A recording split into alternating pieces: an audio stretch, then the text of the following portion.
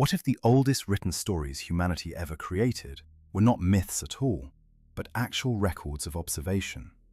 Not prophecy, not religious allegory, but simple documentation of what someone was watching from above. The cuneiform tablets of ancient Mesopotamia sit in museums across the world right now. In the British Museum in London, in the Louvre in Paris, in the Iraq Museum in Baghdad when it was accessible, in the Pergamon Museum in Berlin. And they describe something that officials have spent more than a century explaining away as religious fantasy. Yet the mathematical precision embedded in these tablets, the astronomical accuracy, the detailed genealogies spanning hundreds of thousands of years, these elements refuse to fit neatly into the category of primitive religious imagination. The story begins not with discovery, but with rediscovery. In the 1876, a man named George Smith, a young British Assyriologist working at the British Museum, was examining fragments of clay tablets that had been excavated from the ancient city of Nineveh in modern-day Iraq. Smith, who was largely self-taught and had taught himself cuneiform from museum artifacts, was reading one particular tablet when he became so overwhelmed that he reportedly began stripping off his clothes in the library, overcome by what he was reading. The tablet contained a story of a great flood, a narrative that predated any known version of the biblical account by more than 1,000 years. But what struck Smith was not merely the existence of this flood story, it was the architectural precision with which it was written, the mathematical relationships embedded in the text, and most crucially, the mention of beings who arrived from the sky and remained to observe humanity. The tablets Smith was reading came from the library of Ashurbanipal, the last great king of the Assyrian Empire, who ruled from 668 to 627 before the Common Era. This library, discovered in the ruins of Nineveh, contained thousands of cuneiform tablets and fragments covering subjects from mathematics to medicine, from astronomy to administration.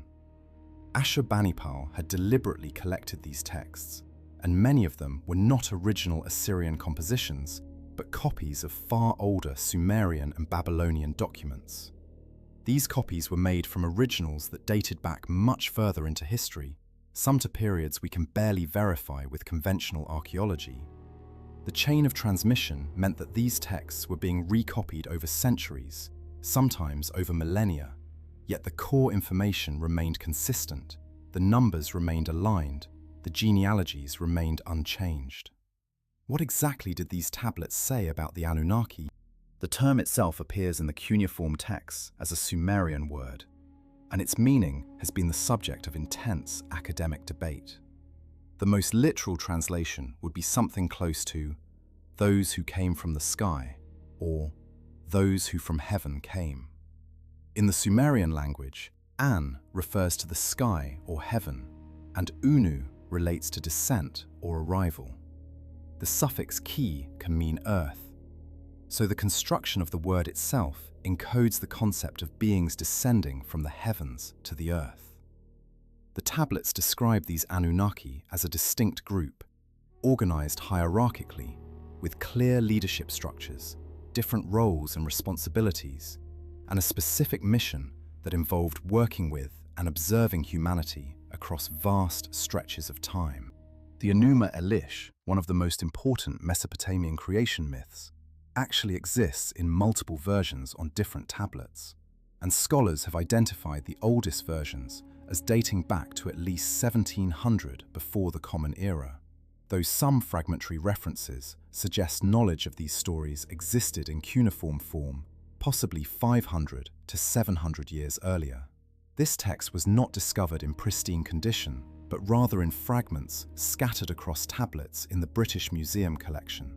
When pieced together and translated, it describes a cosmos with distinct hierarchies of beings, organized by power and knowledge, with the highest beings possessing technological and scientific capabilities that the text describes in almost clinical detail. The language used is not mythological in the modern sense. It does not employ the flowery, metaphorical language we typically associate with ancient mythology. Instead, It employs precise descriptions of actions, measurements, and systematic procedures. Consider the Sumerian king list, a document that presents humanity's rulership timeline before the Great Flood. This list was written on stone cylinders and clay tablets, most famously on the Weld Blundell cylinder, discovered in Walker, ancient Uruk, and now housed in the Ashmolean Museum in Oxford. The list contains the names of rulers and their lengths of reign. Before the flood, according to this list, there were 10 rulers, and their reigns were extraordinarily long. Anu ruled for 67,200 years. Alaungar ruled for 36,000 years. These are not poetic exaggerations. These are stated as factual records in a document that otherwise provides accurate information about later, verifiable kings of Mesopotamian city-states. The document does not explain why these early rulers lived so long, or how this longevity was achieved. It simply records it as fact. After the Great Flood, according to the same king list, the reign lengths dropped dramatically. Post-Diluvian rulers typically reigned for periods measured in centuries, or, in later cases, decades. But the earliest post-Diluvian rulers still had extraordinarily long reigns. Ur-Zababa ruled for 4,800 years. Aga ruled for 625 years. Eventually, as you progress through the list into historically verifiable periods, the reign lengths become consistent with normal human lifespans. This gradual transition from impossible to possible is itself a remarkable feature of the document. It suggests not a mythological framework where ancient peoples simply preferred larger numbers, but rather a historical record that shifted from describing one type of being to describing another.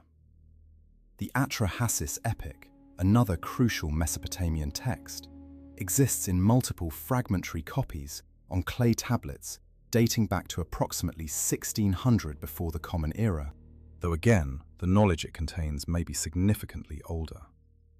This text describes the creation of humanity and the reasons behind it. According to the narrative preserved in cuneiform, humanity was created specifically to serve a labor function. The text states, in the translated form that scholars have reconstructed, that humanity was created to do the work that the gods, or the Anunnaki, did not wish to do themselves.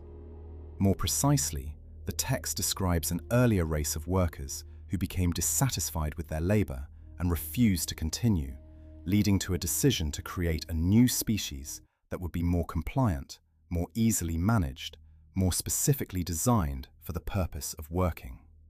The text then describes the process of creating humanity, and the description is methodical, suggesting genetic knowledge, or at least selective breeding knowledge. The genetic aspect becomes more pronounced when you examine how the text describes the creation process. Scholars have debated the exact meaning of certain passages, but one translation that appears in multiple scholarly works suggests that humanity was created through a combination of materials from two sources: genetic material from an existing intelligent being and genetic material selected from other sources. The wording in cuneiform suggests intention, selection, and combination rather than miraculous creation from nothing. The tablets mention specific beings involved in this creation process, most notably Ninki and Enki, two figures who appear in multiple Mesopotamian texts as holding advanced knowledge, particularly knowledge that would today be called genetic or biological knowledge. Ninki is sometimes referred to as quote 5 or quote 6, and Enki is described as underscore underscore quote underscore 7 underscore underscore or underscore underscore quote underscore 8 underscore underscore. The geographical context of these tablets matters enormously for understanding their significance. The Sumerian civilization emerged in Mesopotamia, in the region between the Tigris and Euphrates rivers, in what is now Iraq, during the period roughly 2700 to 2800 years before the Common Era, though some evidence of earlier settlement dates back much further. Sumer was not the earliest human civilization. Evidence of complex societies exists in Egypt, in the Indus Valley, and in ancient China from approximately the same period or earlier.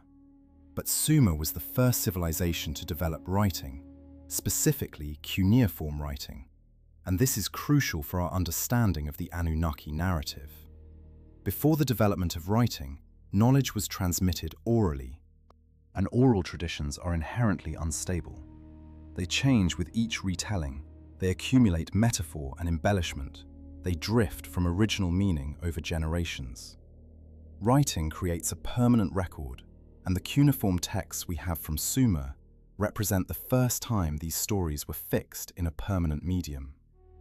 Why would a newly literate civilization prioritize recording these particular stories about the Anunnaki? They had limited materials. Clay tablets are time-consuming to produce, and the cuneiform script required years of training to master. A trained scribe in ancient Sumer was a valuable specialist, and scribal schools existed in the major cities specifically to train these professionals. The temples and palaces that employed these scribes had limited resources and had to decide what information was worth preserving. Yet, among the texts they chose to preserve and copy repeatedly, across centuries and across multiple city-states, were these detailed narratives about beings from the sky, their organization, their activities, and their involvement with humanity.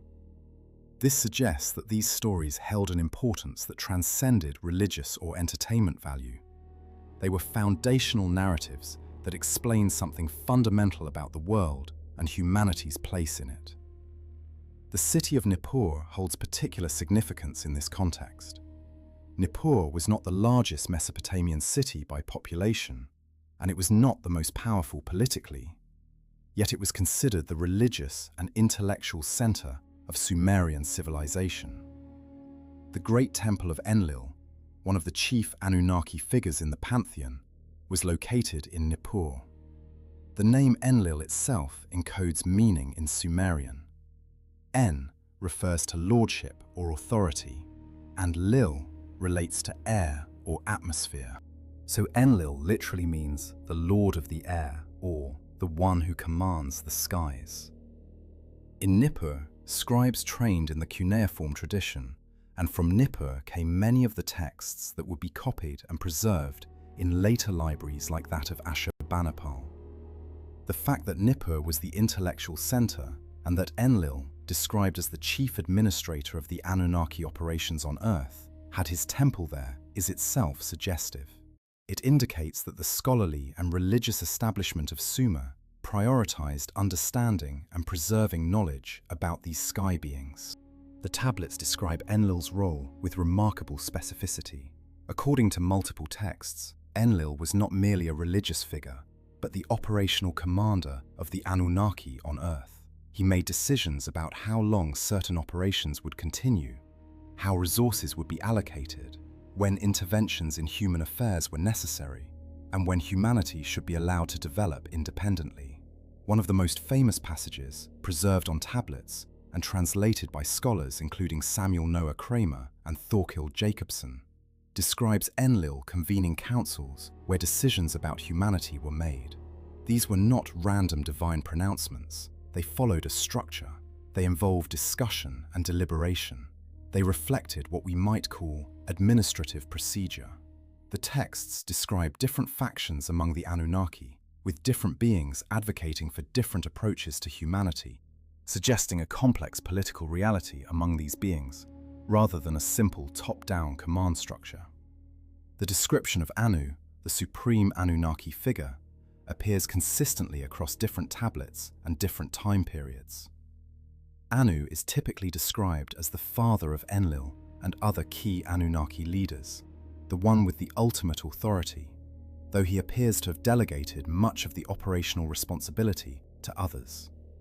The tablets describe Anu as remaining largely distant from Earth, staying in what they call the, quote, 13, or in some translations, quote, 14. When Anu does visit Earth, as described in certain tablets, his arrival is treated as a major event, with specific preparations made and particular protocols followed. This suggests a hierarchical structure where lower-ranking beings had direct responsibility for Earth operations, while higher-ranking beings maintained oversight from a distance. The organizational model described in these tablets resembles something like a colonial administration or a long-term research operation more than a simple pantheon of local deities. The role of Enki in these narratives deserves particular attention because it connects directly to the creation of humanity and suggests a specific knowledge base that Enki possessed. Enki is described in multiple tablets as the keeper of the quote, 15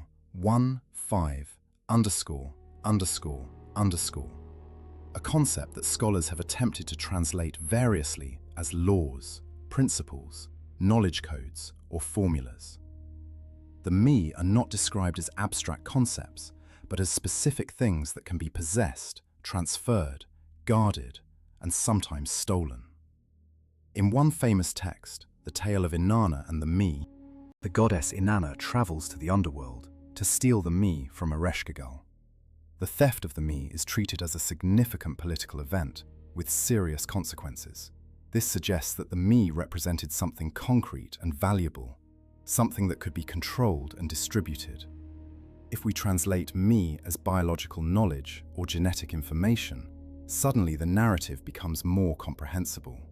The protection of the me, the control over who possesses it, the careful decisions about whom to share it with, all of this makes sense if we are discussing advanced biological knowledge. Enki's involvement in the creation of humanity is described with particular emphasis on his role in establishing the genetic lineage. The tablets state that Enki worked with other Anunnaki, particularly feminine figures like Ninki and Ninhursag, to create human beings. One translation of these passages suggests that Enki selected specific genetic material from an existing intelligent being and combined it with other genetic material to produce humanity. The text describes testing this new creation, determining whether it would breed true, making adjustments when necessary. The language used is methodical and suggests familiarity with biological processes. The creation was not instantaneous in these accounts. It was a process that took time, involved experimentation, and produced a result that met specific criteria established by the Anunnaki leadership. The flood narrative, preserved on multiple tablets and appearing in different versions across Mesopotamian literature, contains details that connect directly to the Anunnaki and their observation of humanity. The most detailed version comes from the Atra-Hassis epic, and in this version, the flood is not a random natural disaster, but a deliberate action taken by the Anunnaki leadership. According to the text, the Anunnaki Council convened to make this decision. The flood was intended to eliminate humanity, which had grown too numerous and too noisy. The text specifically describes humanity making too much noise, disturbing the peace, preventing the Anunnaki from resting. This complaint sounds almost comical in its pettiness until you realize what it might actually describe. A civilization that had become too technologically advanced, too visible, too capable of independent action. The Anunnaki leadership debated whether to implement the flood, with different beings advocating different positions. Ultimately, it was decided that the flood would proceed, but certain individuals among the Anunnaki would be warned and protected. The figure who warned humanity about the coming flood appears in the Atra-Hassis text and in other Mesopotamian literature as Enki, or in some versions, a being named Ziusudra. This being warned a chosen human of the impending disaster and provided instructions for building a vessel that would survive the flood. The instructions were specific and detailed: the dimensions of the vessel, the materials to use, the supplies to gather. One translation that appears in scholarly literature describes the vessel's specifications in terms that suggest engineering knowledge. The being who provided these instructions also arranged for specific plant and animal species to be preserved on the vessel, suggesting knowledge of biological diversity and the importance of genetic preservation. After the flood receded, the chosen human and the surviving species repopulated the Earth, and the Anunnaki resumed their activities, though apparently with some modifications to their approach toward managing humanity. The astronomical accuracy embedded in the cuneiform texts has proven remarkably precise when examined by modern scholars with access to contemporary astronomical data. The Babylonian astronomers, working from knowledge inherited from Sumerian predecessors, calculated the periods of planetary orbits with accuracy that was not matched by European astronomers until the Renaissance. The tablet known as Mul Apin, which dates to approximately 700 before the Common Era, but incorporates much older knowledge, contains stellar and planetary observations of remarkable precision. The precession of the equinoxes, a phenomenon that requires observation over extremely long periods and sophisticated mathematical knowledge to understand, is accurately reflected in Mesopotamian astronomical texts. The 12 zodiacal constellations recognized in cuneiform texts match modern astronomy precisely. How did a civilization with naked eye observation only develop such accuracy? One possibility is that they inherited this knowledge from beings who had the capability to observe the cosmos directly and to measure celestial phenomena with precision. The Sumerian king list's astronomical implications become even more striking when examined carefully. The list records not merely the lengths of reign for each ruler, but sometimes includes information about their lineage and their relationship to celestial bodies. Several early rulers are described as having been taken up to heaven, or having achieved what might be translated as ascension. Enoch in the Hebrew tradition, who appears in the Bible and is said to have walked with God and was not, for God took him, may be a later version of this same figure type described in Mesopotamian sources. The ability to ascend to the heavens, to leave Earth, would be an extraordinary ability, and the fact that this ability is mentioned for certain human rulers suggests either that these were not entirely human, or that they possessed technology or knowledge that granted them capabilities beyond normal human abilities. The genealogical records preserved in cuneiform tablets extend back into periods that conventional archaeology cannot verify through other means. The tablets list generations of rulers and their relationships to one another, sometimes extending back dozens of generations before recorded history. These genealogies are not casual or approximate. They are carefully recorded, with specific names and specific relationships. The consistency of these genealogies across different texts and different time periods suggests that they were considered important records rather than imaginative fiction.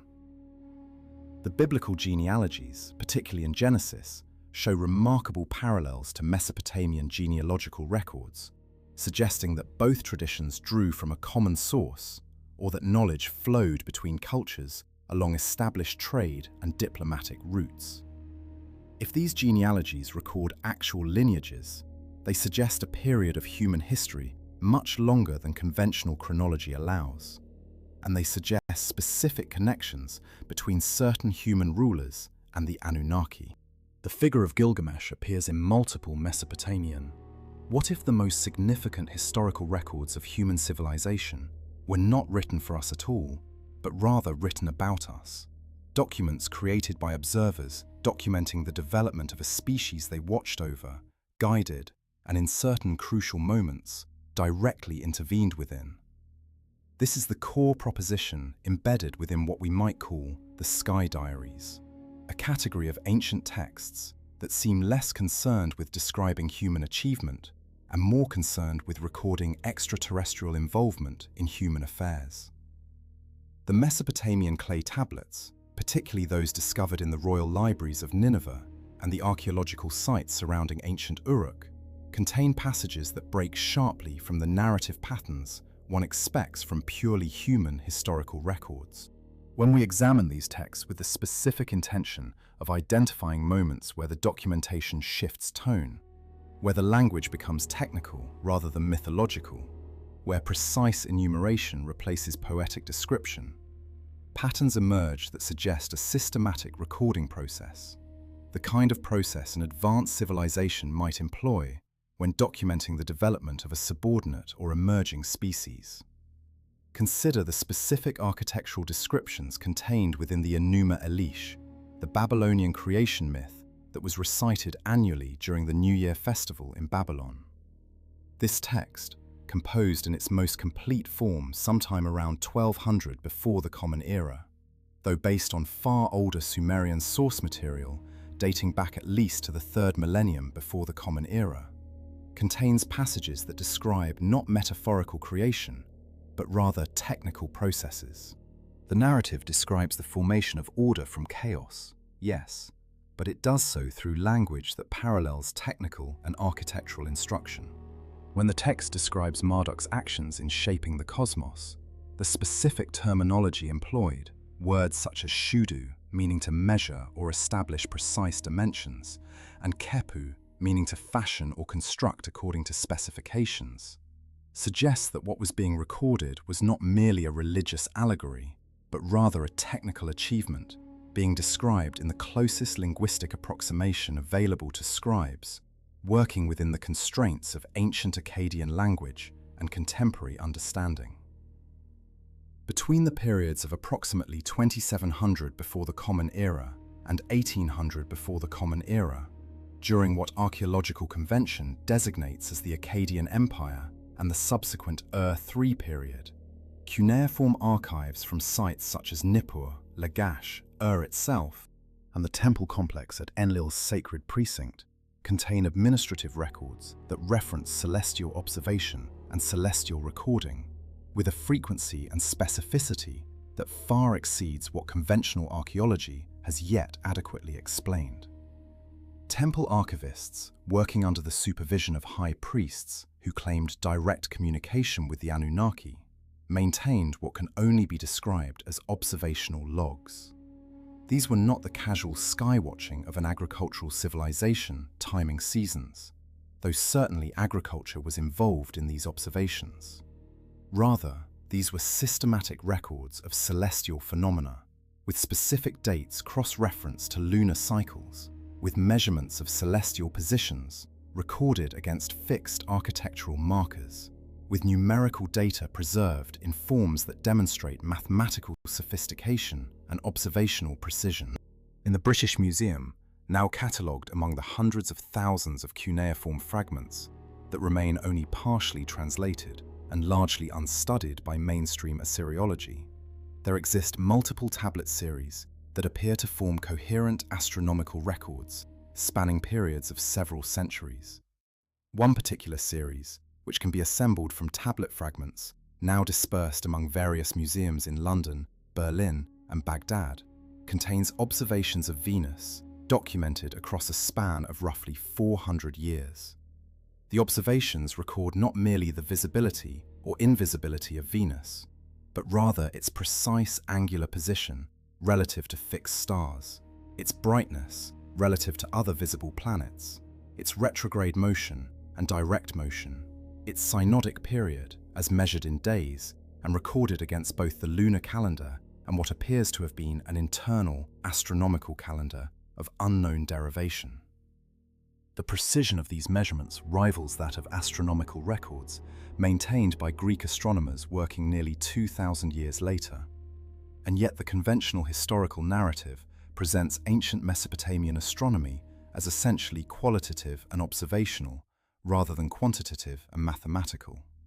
The implications of systematic astronomical recording conducted over centuries demand consideration of the purpose behind such effort.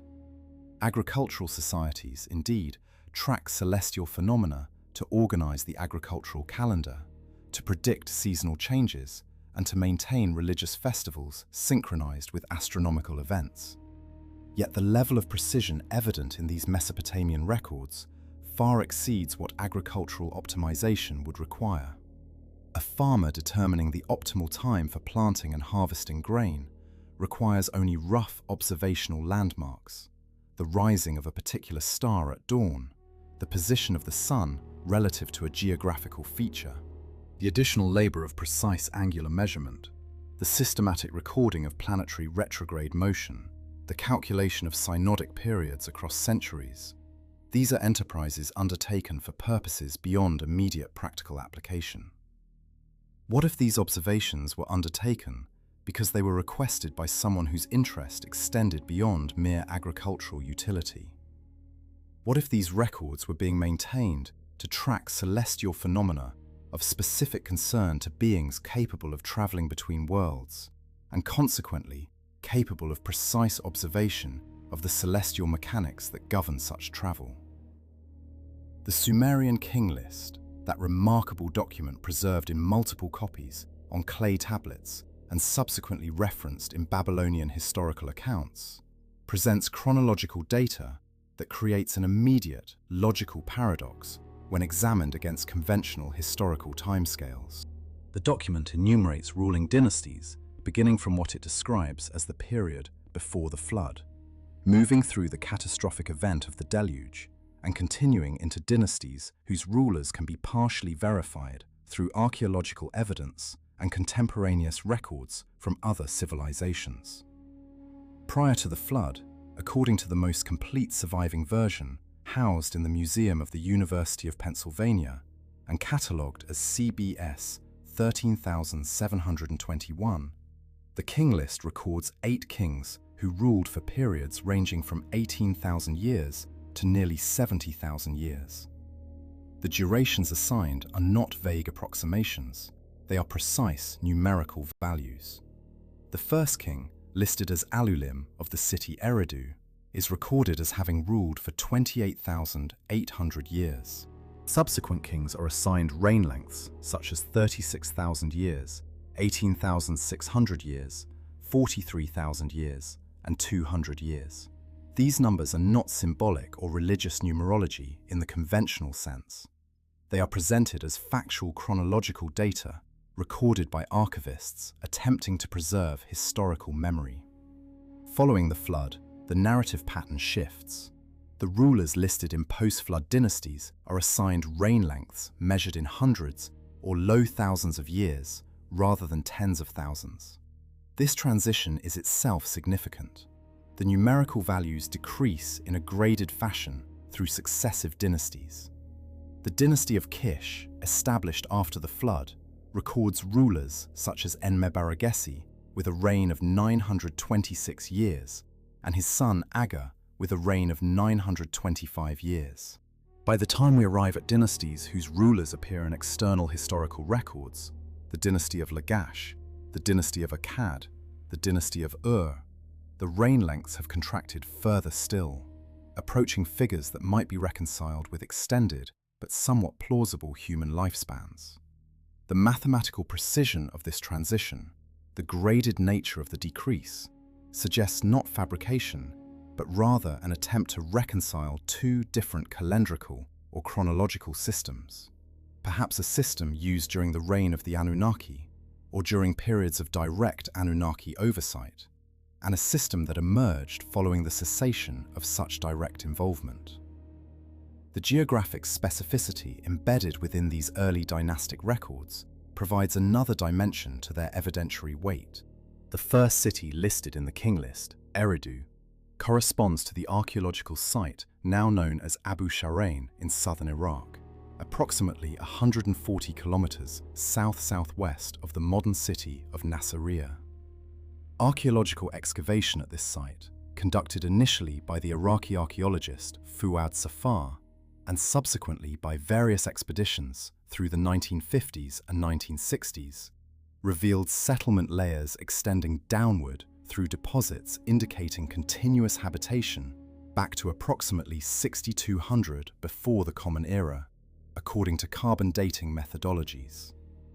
The Temple of Enki, the Anunnaki deity associated with water, craft, and the transmission of knowledge to humanity, was constructed at Eridu at levels dated to approximately 5100 before the Common Era. Geological and paleobotanical analysis of the surrounding strata indicates that Eridu was indeed an early center of irrigation-based agriculture, the location where, according to Mesopotamian tradition, civilization itself emerged. Yet the King List attributes the founding of civilization to this location to rulers who, by its own chronology, would have reigned for thousands of years before conventional archaeology suggests any urban development could have occurred at the site. The city of Uruk, the next city listed in the king list, following the establishment of the first dynasty at Eridu, provides additional geographical and archaeological corroboration. Uruk, now the archaeological site of Warka in southeastern Iraq, was indeed the location of one of humanity's first true cities, with written records and complex administrative structures emerging there around 3100 before the Common Era. The monumental architecture at Uruk, particularly the ziggurat dedicated to Anu, the supreme Anunnaki deity, and the Temple of Inanna, required organizational capacity and technical knowledge that represents a leap forward in human capability from what had preceded it. Yet the king list presents Uruk not as a new beginning, but as a continuation of a chronology extending back through rulers of inconceivable lifespan.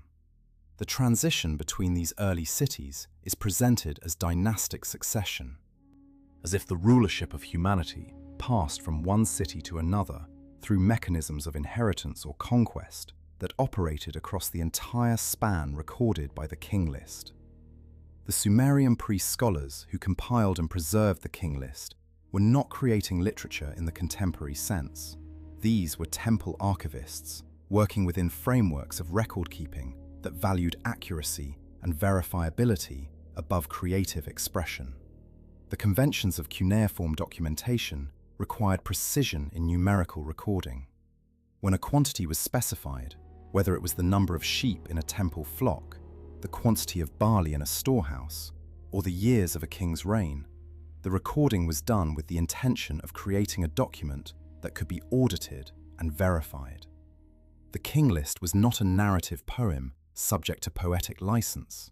It was an archival document, and its presence in multiple copies suggests that it was treated as an authoritative reference source. What historical purpose would be served by an archival document that deliberately falsified the reign lengths of ancient kings? If the intent was merely to establish cultural continuity or to enhance the prestige of contemporary rulers by associating them with a vast historical tradition, the same effect could be achieved through narrative embellishment that did not require the awkward mathematics of specifying precise but implausible reign lengths. Between the period of the earliest recorded dynasties and the emergence of written historical records from sources other than Mesopotamia itself, the evidence for systematic observation and recording conducted by or under the supervision of the Anunnaki becomes embedded within what we might term the administrative literature of early Mesopotamian civilization. Temple archives from sites such as Nippur, which served as the religious center where the high priest of Enlil, the leader of the Anunnaki pantheon as described in Mesopotamian texts, maintained authority over the priesthood of all other temples throughout Mesopotamian civilization, contain records that differentiate between types of observations and types of records with increasing sophistication through time. During the period of the Akkadian Empire, roughly 2300 to 2200 before the Common Era, and the subsequent Ur-3 period, extending from approximately 2012 to approximately 1985 before the Common Era, temple archivists developed a specialized vocabulary for astronomical phenomena that demonstrates not merely observation, but theoretical understanding of celestial mechanics. The astronomical diaries from Babylon, preserved in multiple copies among the cuneiform fragment collections now housed in various Western museums, contain meteorological data, lunar observations, planetary positions, and records of eclipses documented across centuries. These texts did not emerge suddenly, but rather represent the evolution of earlier observational traditions maintained in Uruk, Ura, Lagash, and other Sumerian temple complexes. The Babylonian astronomical diaries, which continue the tradition into the first millennium before the Common Era, when they can be compared with Greek astronomical records and provide remarkable verification of their accuracy, demonstrate the continuity of observational practice across roughly 1,000 years of documented tradition. Yet the motivation for maintaining such extensive records during periods when astronomy had little practical application beyond agricultural timing remains puzzling if we accept the conventional historical narrative that portrays ancient Mesopotamian civilization as essentially practical and concerned primarily with immediate material needs. Consider the specific case of Venus observation documented in Babylonian astronomical texts. The synodic period of Venus, the time required for Venus to return to the same apparent position relative to the Sun as observed from Earth, is approximately 584 days. This is not an integer number. It cannot be expressed as a whole number of days with complete accuracy. The apparent motion of Venus against the background of fixed stars follows a complex pattern that produces a distinctive symmetrical shape when plotted, sometimes called the pentagram or five-pointed star pattern, because Venus returns to the same position relative to the Sun approximately 5 times over an 8-year period. Babylonian astronomers documented this pattern with precision that suggests not casual observation, but systematic measurement, conducted with observational instruments and recorded according to mathematical formulas. How did astronomers working without telescopes or modern instruments achieve such precision? What purpose did such precision serve? And perhaps most significantly, why did such astronomical records begin to appear in the surviving written record precisely during the periods when external evidence suggests increased contact between Mesopotamian civilization and apparently more advanced neighboring cultures? The emergence of the Akkadian Empire under Sargon of Akkad, around 2334 before the Common Era, represented a consolidation of power in Mesopotamia that was accompanied by notable administrative changes in temple record-keeping and archival practices. Sargon, whose origins remain somewhat mysterious despite his prominence in Mesopotamian history, unified the various Sumerian city-states under centralized Akkadian control through military conquest. The inscriptions of Sargon, preserved on clay cylinders and temple walls at sites such as Nippur, describe his achievements in language emphasizing his divine mandate and his receipt of authority directly from the goddess Ishtar. Yet, interspersed within these texts are administrative records and military records that demonstrate a level of organizational sophistication and strategic thinking that exceeds what would conventionally be expected from a ruler of that era. Sargon maintained detailed records of his military campaigns, his administrative appointments, the taxes and tribute collected from subject cities, records that were systematized and filed according to organizational principles that appear to have been already well established within Mesopotamian bureaucratic tradition. During Sargon's reign and the reigns of his immediate successors, particularly his grandson Naram-Sin, the astronomical observation records maintained in Mesopotamian temples begin to show marked increase in both quantity and sophistication. It is as if the consolidation of political authority under a single ruler who maintained direct connections to the priesthood and to the temples created conditions favorable for the expansion of systematic observation programs.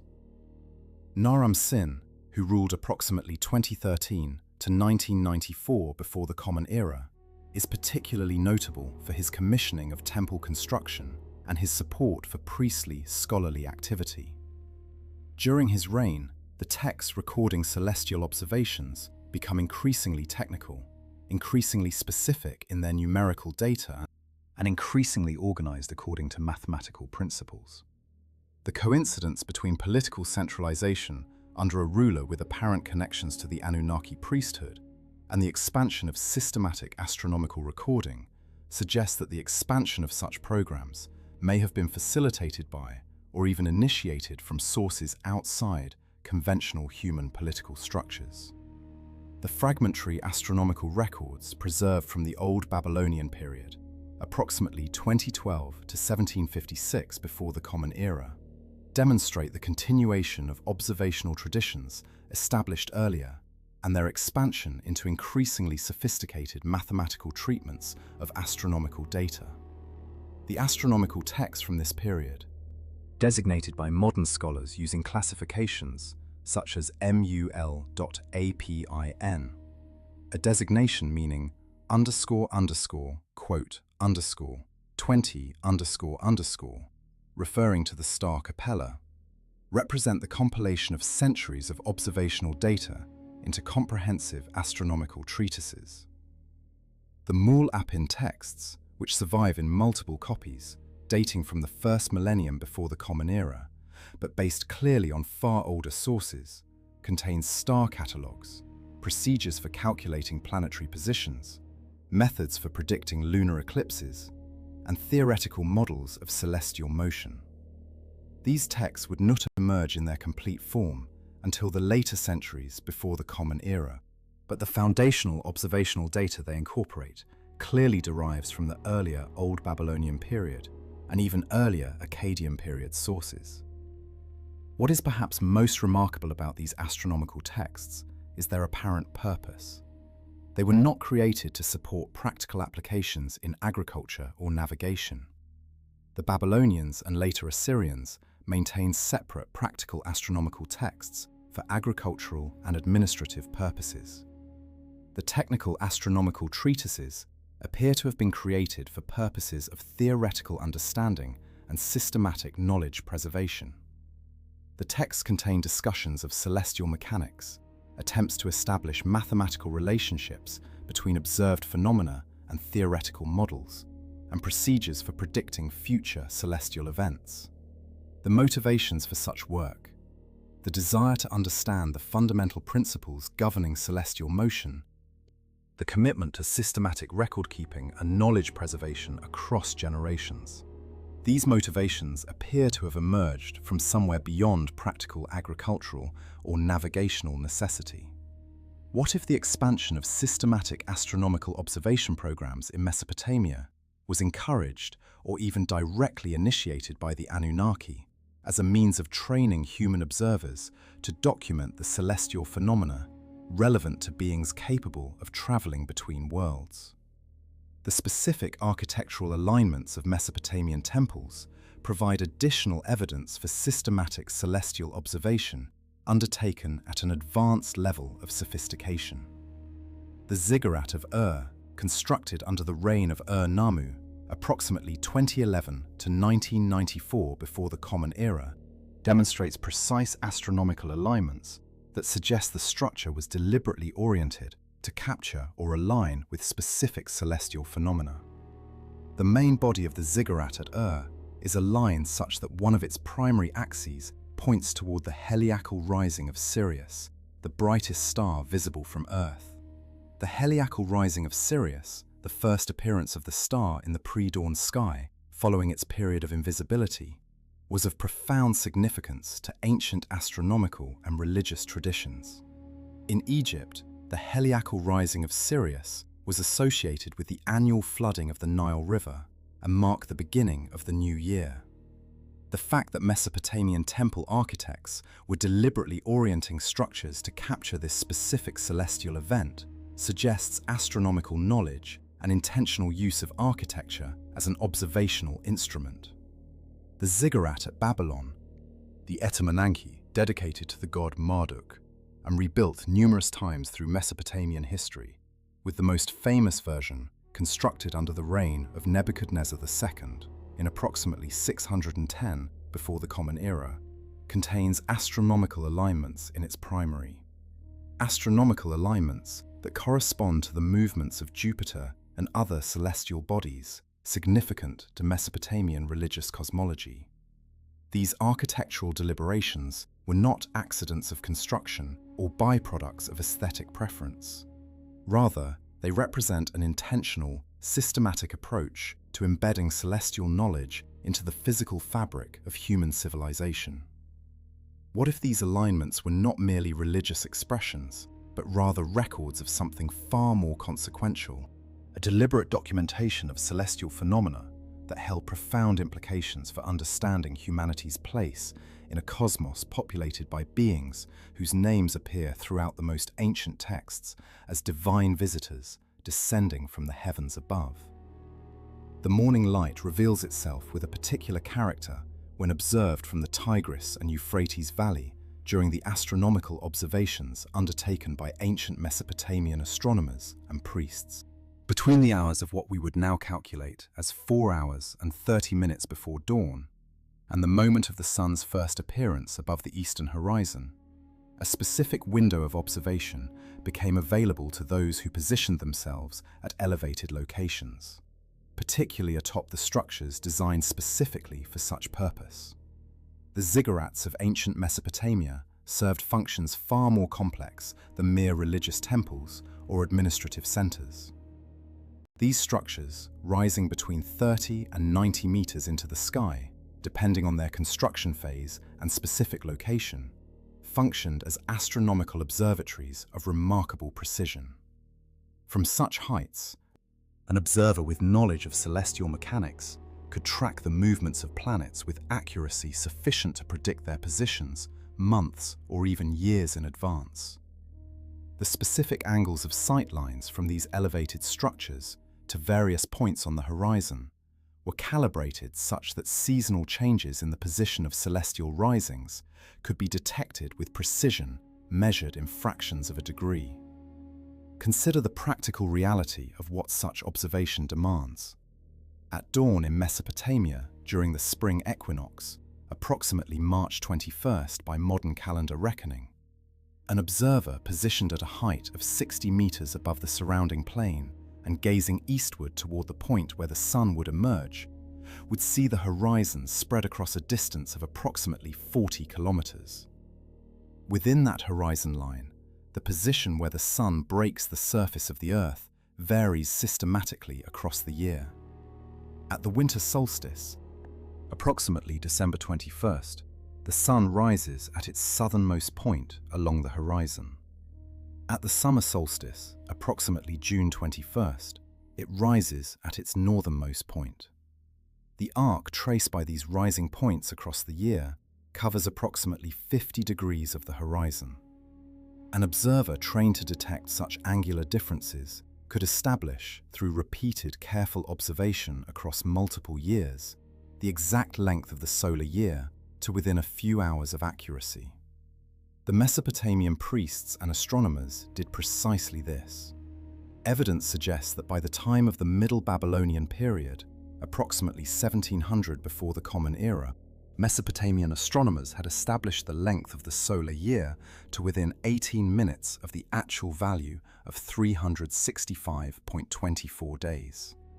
How does one achieve such precision without modern instruments?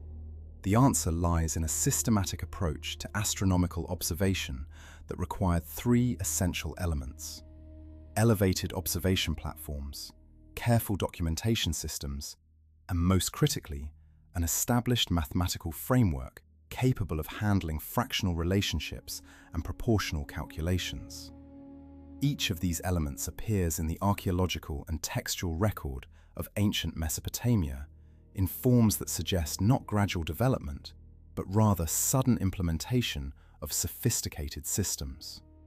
The appearance of cuneiform astronomical texts dating to approximately 1400 before the Common Era reveals mathematical notations capable of expressing fractional relationships to the 60th degree, a system inherited from the Sumerian preference for base 60 numerical calculations. Within these texts appear detailed records of planetary movements, predictions of lunar eclipses, and calculations of sidereal periods accurate to within a few hours across intervals spanning decades. The precision of these calculations suggests generations of accumulated observational data organized into mathematical models of extraordinary refinement. The physical evidence for such organized astronomical observation appears throughout Mesopotamian civilization in forms that most scholars categorize as purely religious architecture. Yet the specific proportions, alignments, and structural features of these buildings reveal characteristics inconsistent with religious functionality alone. The Akur temple at Nippur, dedicated to the god Enlil, and continuously rebuilt and expanded from approximately 3500 before the Common Era through the Seleucid period around 300 before the Common Era, demonstrates a layout that corresponds precisely to specific astronomical alignments. The main axis of the Akur points toward the heliacal rising of the star Deneb, the brightest star in the constellation Cygnus, which would have been visible from Nippur during the pre-dawn hours of late June, during certain periods of ancient history. The choice of Deneb as a reference point reflects astronomical knowledge of a very specific character. Deneb marks the vertex of what we now call the Summer Triangle, a prominent asterism in the night sky formed by the three stars Deneb, Vega, and Altair. These three stars form a nearly perfect isosceles triangle visible in the night sky during the summer months of the Northern Hemisphere. The Mesopotamian astronomers incorporated knowledge of this asterism into their observational and mathematical systems. The alignment of temples towards specific stars suggests a deliberate effort to create a system of terrestrial markers corresponding to celestial positions. Walking through the streets of an ancient Mesopotamian city would have provided, for someone educated in the astronomical significance of architectural orientations, a kind of three-dimensional star map translated onto the urban landscape itself. The temples, shrines, and major public buildings, oriented toward different celestial reference points, created a systematic correspondence between the heavens above and the constructed environment below. This correspondence served more than symbolic purposes. It functioned as a mnemonic system, a method of encoding astronomical knowledge within the physical space of civilization itself. When a priest or astronomer walked from one aligned structure to another, he was quite literally traveling from one celestial reference point to another. The accumulated effect was the creation of a city that embodied astronomical knowledge within its very layout. But what generated the urgency to develop such systems with such precision and investment? Religious devotion alone seems insufficient as an explanation for the sustained effort across multiple generations and across different dynasties to maintain and expand astronomical observation systems of increasing sophistication.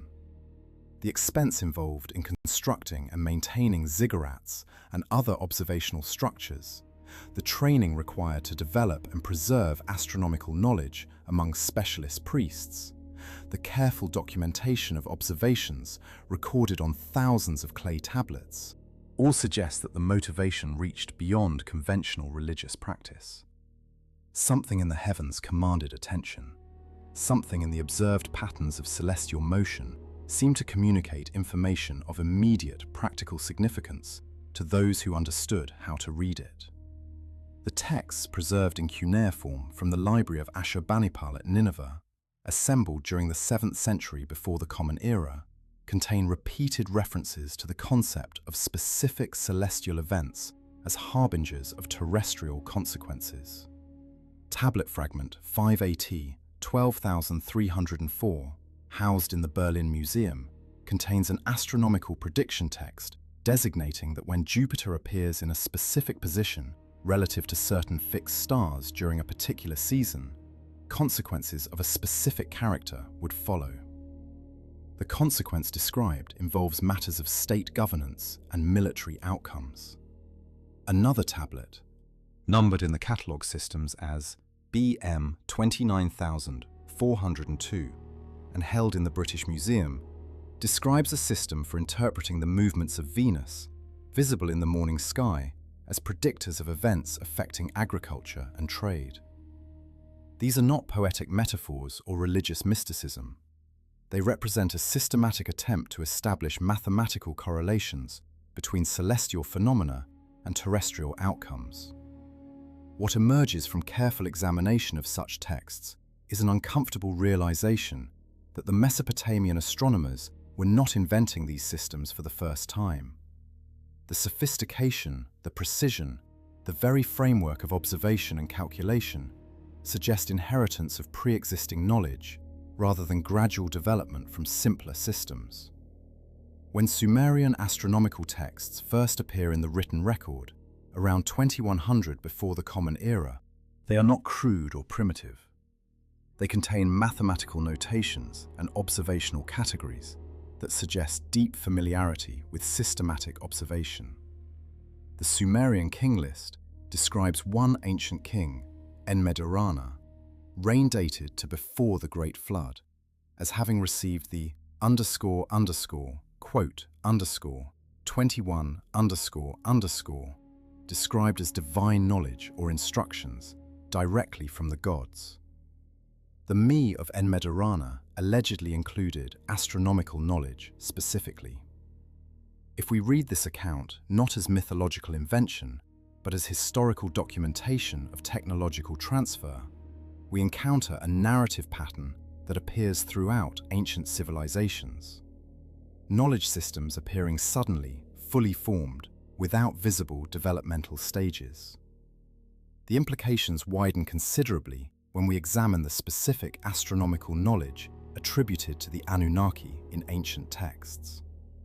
According to the Enuma Elish, the Babylonian creation myth, recorded in cuneiform on 7 clay tablets, discovered at the site of Nineveh and dating to the 11th century before the Common Era, the Anunnaki were described as quote, 22 Yet this designation of 50 appears to mask a more complex astronomical system. The 50 could represent a calendar system based on 5 10-day weeks, but more intriguingly, the number 50 appears repeatedly in astronomical contexts throughout Mesopotamian texts.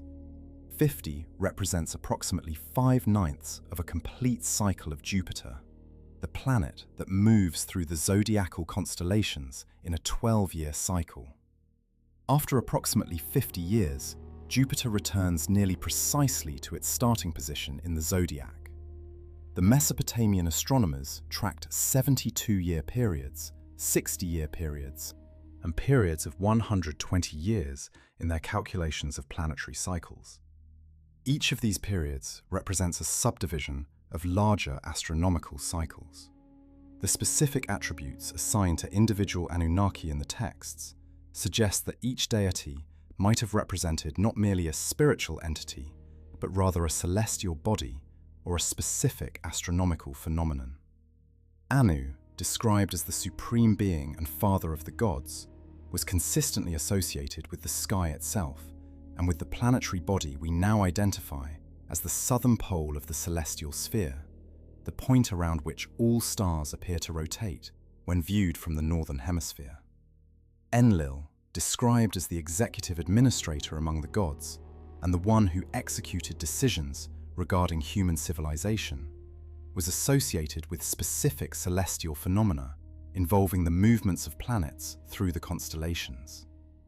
Enki, described as the god of waters and wisdom, was associated in certain texts with the star that marked a particular point in the mathematical cycles used for astronomical prediction. Ninhursag, described as the mother goddess and deity associated with childbirth and fertility, appears in texts suggesting association with lunar cycles and their mathematical relationships to seasonal changes. If we accept that the Anunnaki represented celestial objects and astronomical phenomena rather than literal divine beings, then the cosmologies described in Mesopotamian texts become mathematical descriptions of celestial mechanics expressed in the language of mythology. The morning light that illuminates the promise made by these beings, according to the accounts preserved in Mesopotamian texts, involved a specific commitment regarding human civilization. The Anunnaki, according to the Atrahasis epic, took an oath or covenant with humanity that they would provide knowledge and oversight. In exchange, humanity would undertake certain obligations. The specific terms of this covenant appear encoded within the architectural and observational systems developed by Mesopotamian civilization. The temples aligned to specific stars and planets created a permanent record of the celestial reference points to which the covenant supposedly referred. By maintaining these alignments, by continuing the systematic observation and documentation of celestial movements, the people of Mesopotamia believed themselves to be honoring their end of the covenant. They were, in essence, watching the sky in order to maintain contact with beings who had promised to watch over human civilization in return. The responsibility fell upon specific individuals within Mesopotamian society to maintain this cosmic contract. The high priests of the major temples, particularly those positioned at Babylon, Nippur, Uruk, and Lagash, held authority that derived not merely from religious office, but from their role as intermediaries in this cosmic agreement. These individuals underwent years of training in astronomical observation, in mathematical calculation, and in the interpretation of astronomical phenomena as communications from the heavens. The training was rigorous and systematic. Student scribes would spend years learning the cuneiform notations used to record astronomical data. They would study the trajectories of planets across the zodiacal constellations. They would learn the mathematical ratios that govern lunar and solar cycles. By the time a student completed such training, typically around age 30 to 40, he would have accumulated knowledge equivalent to what modern astronomical science would recognize as a solid foundation in positional astronomy and mathematical celestial mechanics. The specific events recorded in astronomical texts preserve a record of moments when these priests believed contact with the celestial powers was occurring, or when important communications were being transmitted through astronomical phenomena. One such event appears documented in multiple Babylonian sources as the evening when Jupiter appeared at a specific position relative to the constellation we now call Taurus. Multiple independent texts from the Babylonian archive describe this event in terms suggesting it held extraordinary significance. On one such evening, which chronological analysis places at approximately 684 before the Common Era, during the reign of the Assyrian king Sennacherib, multiple observations were made and recorded by different astronomical observers in different cities. The consistency of these records across multiple sources and locations suggests a coordinated observational effort. Specifically, Jupiter appeared at a position relative to the brightest star in Taurus, the star now designated as Aldebaran, in an angular configuration that would occur only approximately once every 72 years. The 72-year cycle held profound significance in Mesopotamian astronomical mathematics. 72 years, or more precisely, 6,327 days, represented one-third of the Great Precessional Cycle, the gradual shifting of celestial reference points caused by the wobbling motion of Earth's axis. The precession of Earth's axis causes the star that appears to mark the North Pole of the sky to change gradually across centuries. Currently, the star Polaris marks the northern celestial pole quite closely. In ancient Mesopotamia, 5,000 years ago, the pole was marked by a different star, Thuban, in the constellation Draco. This shift occurs gradually across a complete cycle of approximately 26,000 years. The Mesopotamian astronomers, through careful observation of stellar positions over multiple centuries, discovered this precession. The discovery appears encoded within their mathematical systems and within the cosmological narratives preserved in mythological texts. If beings from an advanced civilization possessed knowledge of precession, they would have possessed knowledge of cycles and timescales that required observation across many human generations to verify. They would have understood that the changes occurring in the heavens happen too slowly for any individual observer to perceive, yet too systematically to be attributable to randomness. Understanding precession requires mathematical sophistication and accumulated observational data spanning centuries. The promise or pledge that these celestial beings supposedly made to humanity, according to the preserved texts, included a commitment to return at specific times. The Sumerian text describes cyclical returns of divine beings at intervals corresponding to specific astronomical periods. The Enuma Elish describes an astronomical configuration that would recur only at intervals of many centuries. The Mesopotamian priests, in maintaining their observational systems, were essentially setting reminders for events that might occur at vast intervals of time.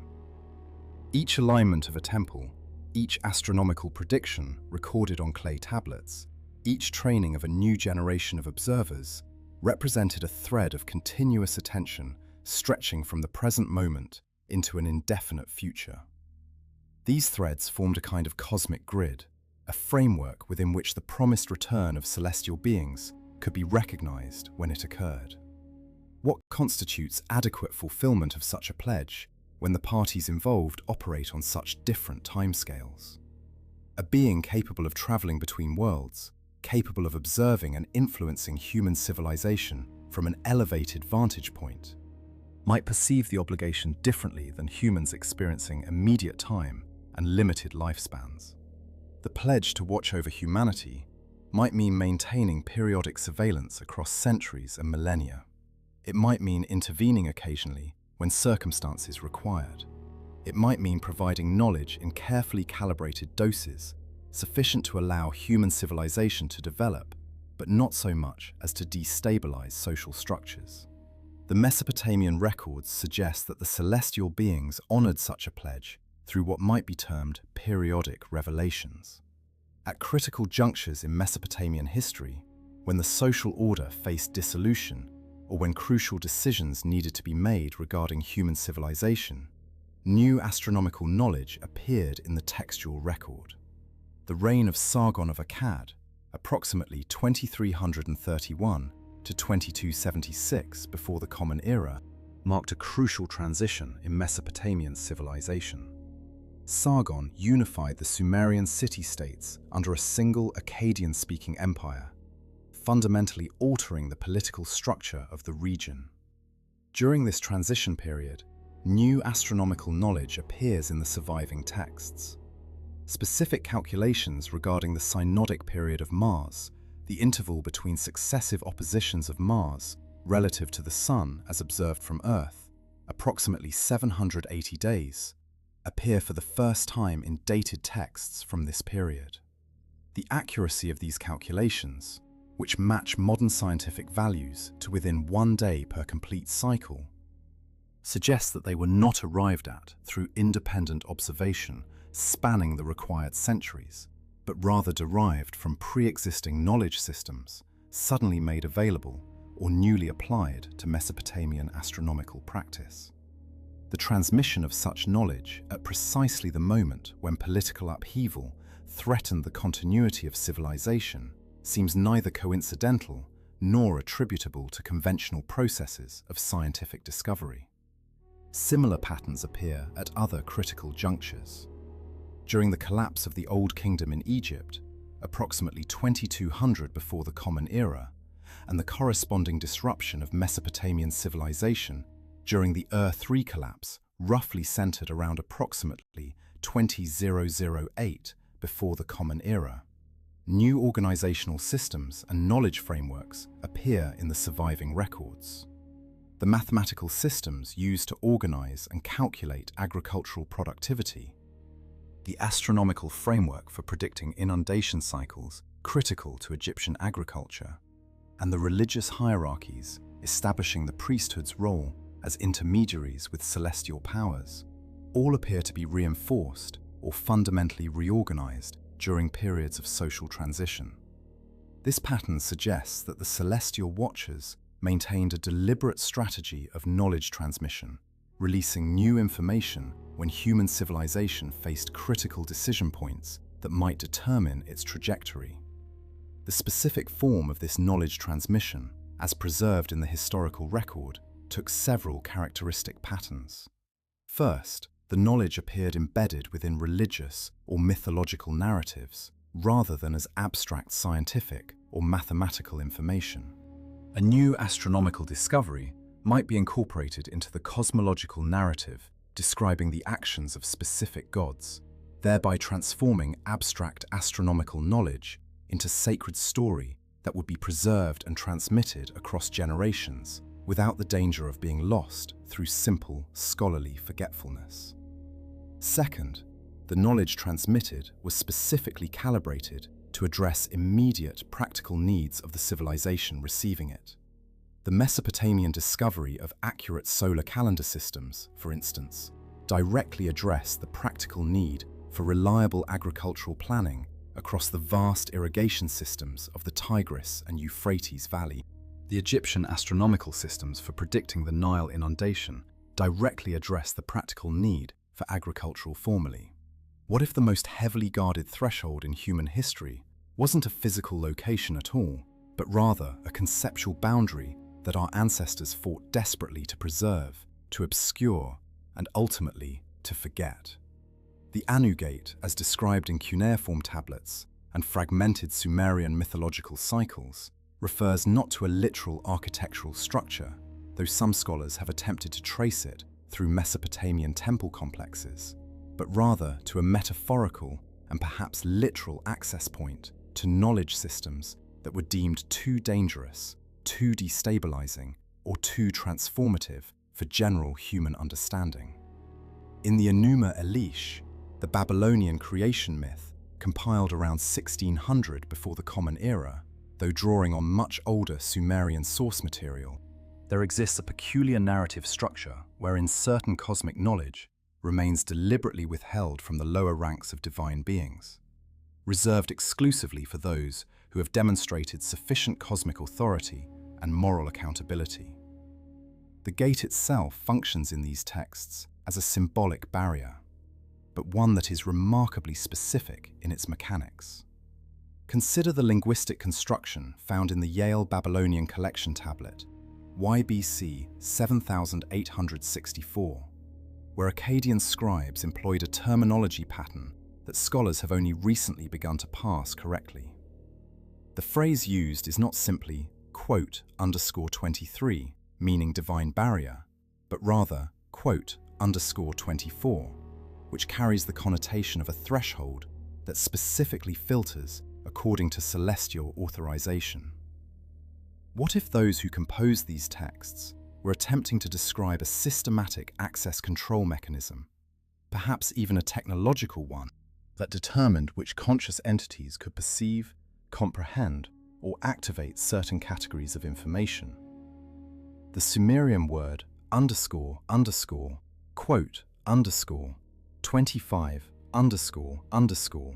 carries multiple meanings depending on context, but when paired with __26__,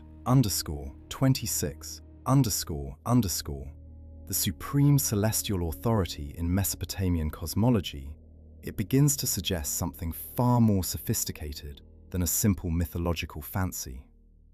Archaeological evidence from the Nippur Temple Archive, excavated between 1900 and 1908 by John Henry Haynes of the University of Pennsylvania, reveals that Sumerian priests maintained elaborate record-keeping systems that distinguish between different categories of knowledge based on what we might now call clearance levels.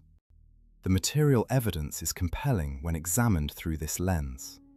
Nippur, the religious center of Mesopotamian civilization, located in what is now central Iraq, served as the administrative and theological hub for the entire Mesopotamian priesthood for more than 3,500 years, from approximately 3200 before the Common Era through the Parthian period.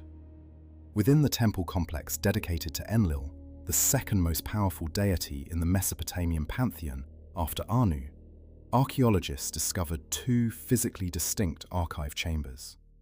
The outer chamber contains standard administrative records of temple operations, inventory lists, worker assignments, and what we would classify as ordinary bureaucratic documentation. The inner chamber, accessible only through a narrow passage that would accommodate perhaps one individual at a time, and which showed evidence of having been sealed and unsealed repeatedly over centuries, contained tablets of an entirely different character. These texts referenced cosmological principles, astronomical observations of such precision that modern calculations confirm their accuracy to within decimal points, and descriptions of technological processes that bore no resemblance to anything known to be practiced in ancient Mesopotamia. The clay tablets themselves were composed using a different stylus technique, indicating a different school of scribal training, and the language employed terminology that appeared nowhere else in the entire Mesopotamian textual corpus. What if this wasn't accidental variation, but rather a deliberate encryption strategy? A way of ensuring that only those trained in a specific linguistic tradition could comprehend these texts.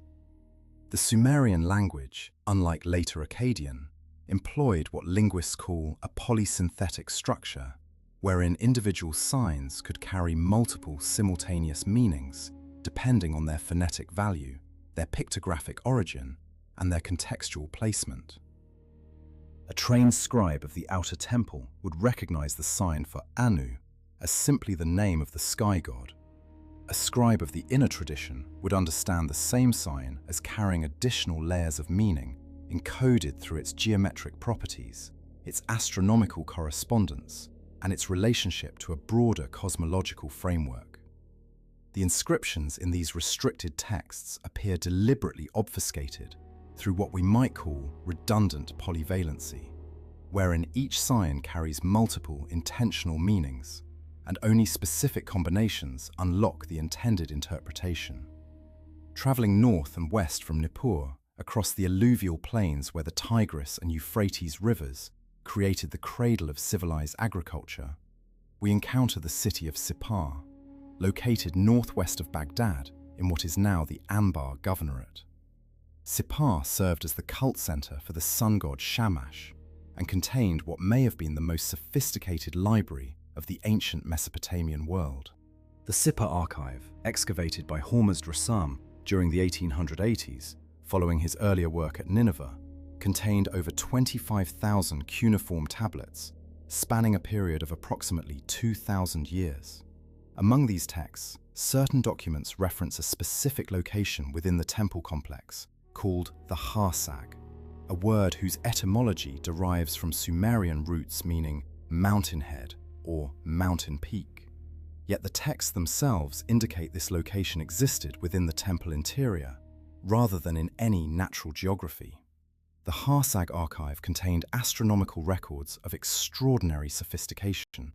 Babylonian astronomers from Sippar documented the synodic cycle of Venus with an accuracy of 0.007 days, a precision that requires continuous observation over centuries and mathematical modeling that wouldn't be independently rediscovered by European astronomy until the telescopic era.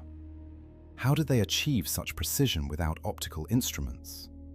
The precision becomes even more remarkable when we examine what they recorded about the invisible companion star of Sirius, the brightest star visible from Earth's northern hemisphere. The Dogon people of Mali in West Africa, an ethnic group located approximately 7,000 kilometers south of Mesopotamia, maintained oral traditions describing a star system identical in every specific detail to the Sirius binary system, including the white dwarf companion star that wouldn't be confirmed by Western astronomy until 1846, when Friedrich Wilhelm Bessel analyzed the proper motion of Sirius and concluded that an invisible companion must be present. The Dogon traditions describe this companion star as having an orbital period of 50 years, matching the actual orbital period determined by modern telescopic observation. Yet the Dogon people had no written language until the 20th century, and no history of contact with Mediterranean or Middle Eastern civilizations. What mechanism would have transmitted knowledge of a binary star system that is entirely invisible to the naked eye across such geographic distances and such temporal expanses? The Mesopotamian texts from Sippar contained references to celestial observations that create similar puzzles. One tablet, catalogued as BM 85-194 in the British Museum collection, contains what appears to be a list of stars and their positions, but with annotations that describe aspects of these stars that are not visible to human observers without telescopic equipment. The tablet references what it calls __quote _31 __, which would correspond to Sirius, and provides observations about its periodicity that match the actual orbital characteristics of the Sirius B system, with an accuracy that leaves researchers scrambling for explanations. The standard academic response has been to suggest that these references are purely mythological, or that the precision we perceive is coincidental. But what if we approach the evidence without that assumption? Examine the geographic clustering of these knowledge centers. Nippur, the theological hub, lay approximately 120 kilometers south of Baghdad, in what is now an arid region, but was once irrigated through sophisticated canal systems managed by Sumerian engineers. Sipar, the astronomical observatory, lay approximately 100 kilometers north of Baghdad, balanced on the eastern bank of the Euphrates River, where astronomical observations would be facilitated by the flat terrain and the river's function as a geographic reference line. Between these two cities, at a location called Kish, approximately 90 kilometers north-northwest of modern Baghdad, there existed a third major knowledge center that served as what we might describe as an administrative interface between the two primary facilities. Kish was the site where kingship was believed to descend from heaven, and the city maintained its own temple archive that contained records of interactions between the terrestrial rulers and the celestial authorities. The three cities formed a triangle, each positioned at a specific geographic latitude and longitude, with mathematical relationships between their positions that suggest deliberate placement. The distance from Nippur to Sipar measures approximately 120 kilometers along a north-south axis. The distance from Kish to Nippur measures approximately 100 kilometers along a southwest-northeast axis. These measurements, when converted into the unit of measurement employed by Mesopotamian surveyors, produce ratios that match cosmological proportions described in creation myths. What if the cities themselves were laid out according to a master plan that reflected celestial geometry? Ancient cultures frequently employed what archaeologists call sacred geography, wherein cities and temples were positioned to mirror cosmic principles. The three major Sumerian cities of Nippur, Sipar, and Kish may have represented a terrestrial projection of three major stars or celestial concepts. The Sumerians identified Nippur with the cosmic center, the hub around which all celestial motion revolved, paralleling the cosmological function of the star Polaris in later Greek astronomy. Sipar was associated with the eastern direction and the rising sun, embodying the principle of renewal and revelation. Kish occupied the northern position, associated in Mesopotamian cosmology with the realm where the divine authorities maintained their primary administrative headquarters. The arrangement created a geometric framework that would have been visible only to those who understood the entire system, a map written in city foundations and temple foundations rather than on parchment. The forbidden knowledge stored within the Anu Gate, as referenced in these texts and locations, appears to have concerned three primary categories of information that were kept rigorously separated from general human knowledge. First, there existed precise astronomical data describing the actual physical structure of the cosmos in terms that matched later scientific understanding far more accurately than the mythological frameworks presented to the general population.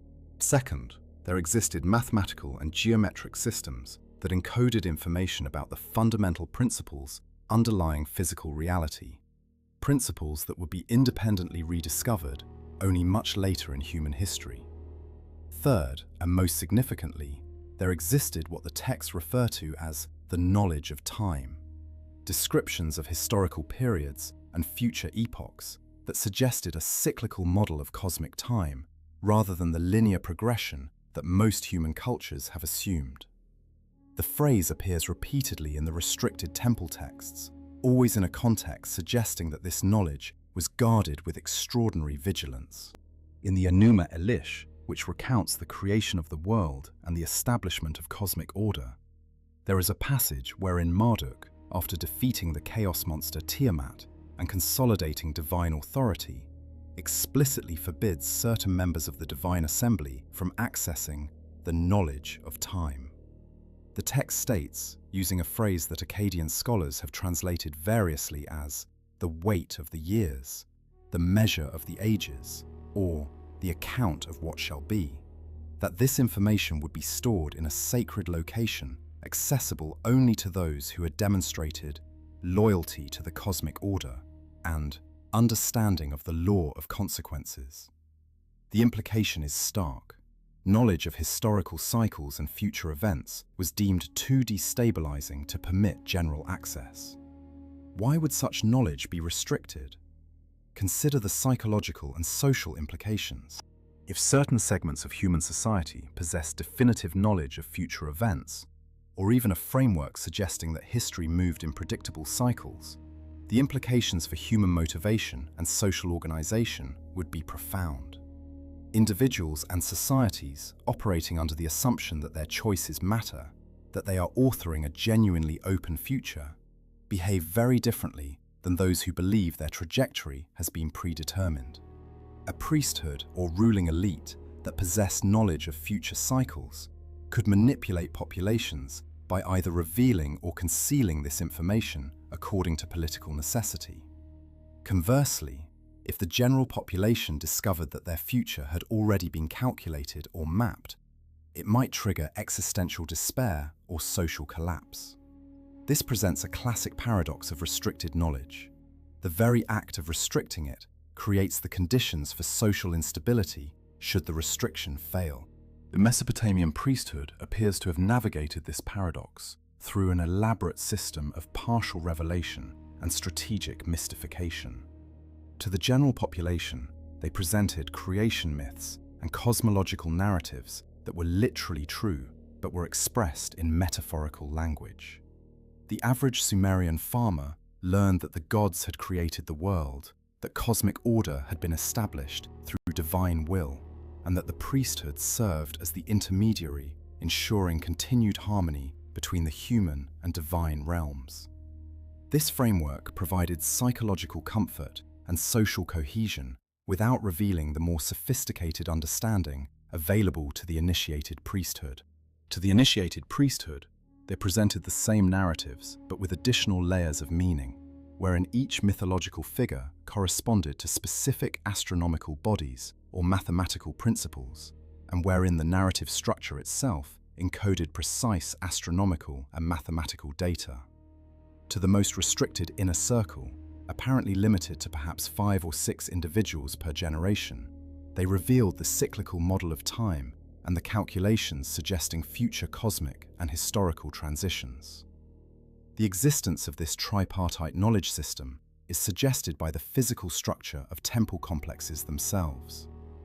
Excavations at Eridu, one of the oldest known cities in the world, located in southern Iraq near the marshlands of the Tigris-Euphrates Delta, reveal a pattern of temple construction spanning nearly 2,000 years from approximately 3200 to 1400 before the Common Era. The temples were constructed in layers, with each new generation building a new temple on top of the previous one, creating what archaeologists call a stratified tell or mound.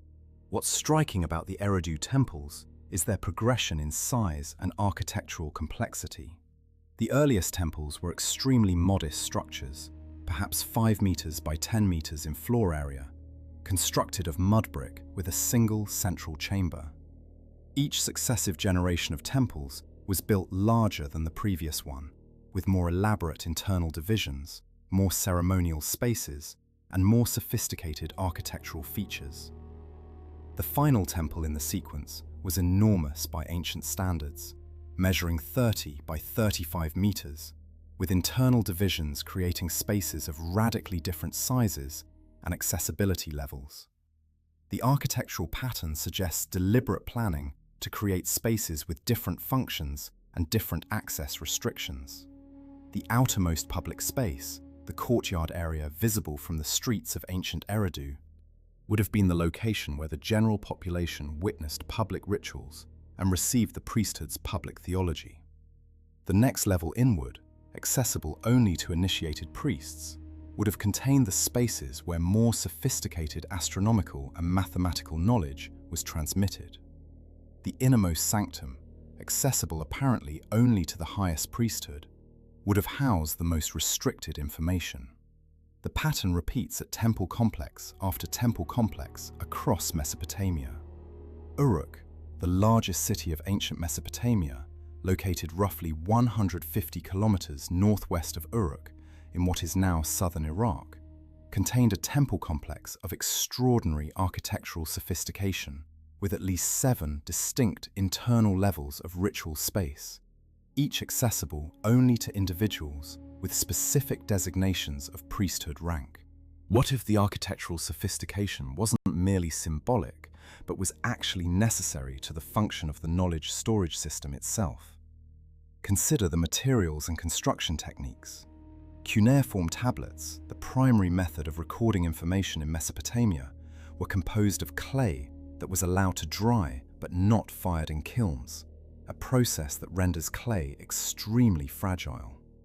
A clay tablet exposed to consistent moisture, temperature fluctuation, or physical handling will degrade within decades or centuries at most.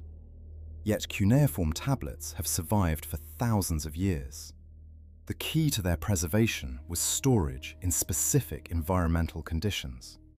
Dry chambers with limited exposure to fluctuating temperature, protected from direct sunlight, and organized according to sophisticated cataloging systems that minimized unnecessary handling. The inner temple chambers, with their thick mud brick walls, limited access points, and specific orientations relative to geographic direction, would have provided precisely these environmental conditions. The temple chambers functioned as climate-controlled archives, and only the priesthood understood the technical requirements for maintaining this climate control. The specific geographic orientation of Mesopotamian temples reveals additional layers of sophistication. Archaeological surveys have established that Mesopotamian temples, particularly those constructed during the height of Sumerian civilization between approximately 2500 and 2300 before the Common Era, were consistently oriented towards specific astronomical alignments. The Temple of Nippur, dedicated to Enlil, was oriented toward true north with a margin of error less than 1 degree, a level of precision that requires astronomical observation or sophisticated surveying equipment. The Temple of Sippar, dedicated to Shamash, was oriented to track the summer and winter solstices, with specific markers positioned to indicate when the sun's rising or setting occurred at those precise moments. The Temple of dedicated to the moon god Nana, was constructed with internal geometric proportions that matched the orbital characteristics of the moon with remarkable precision.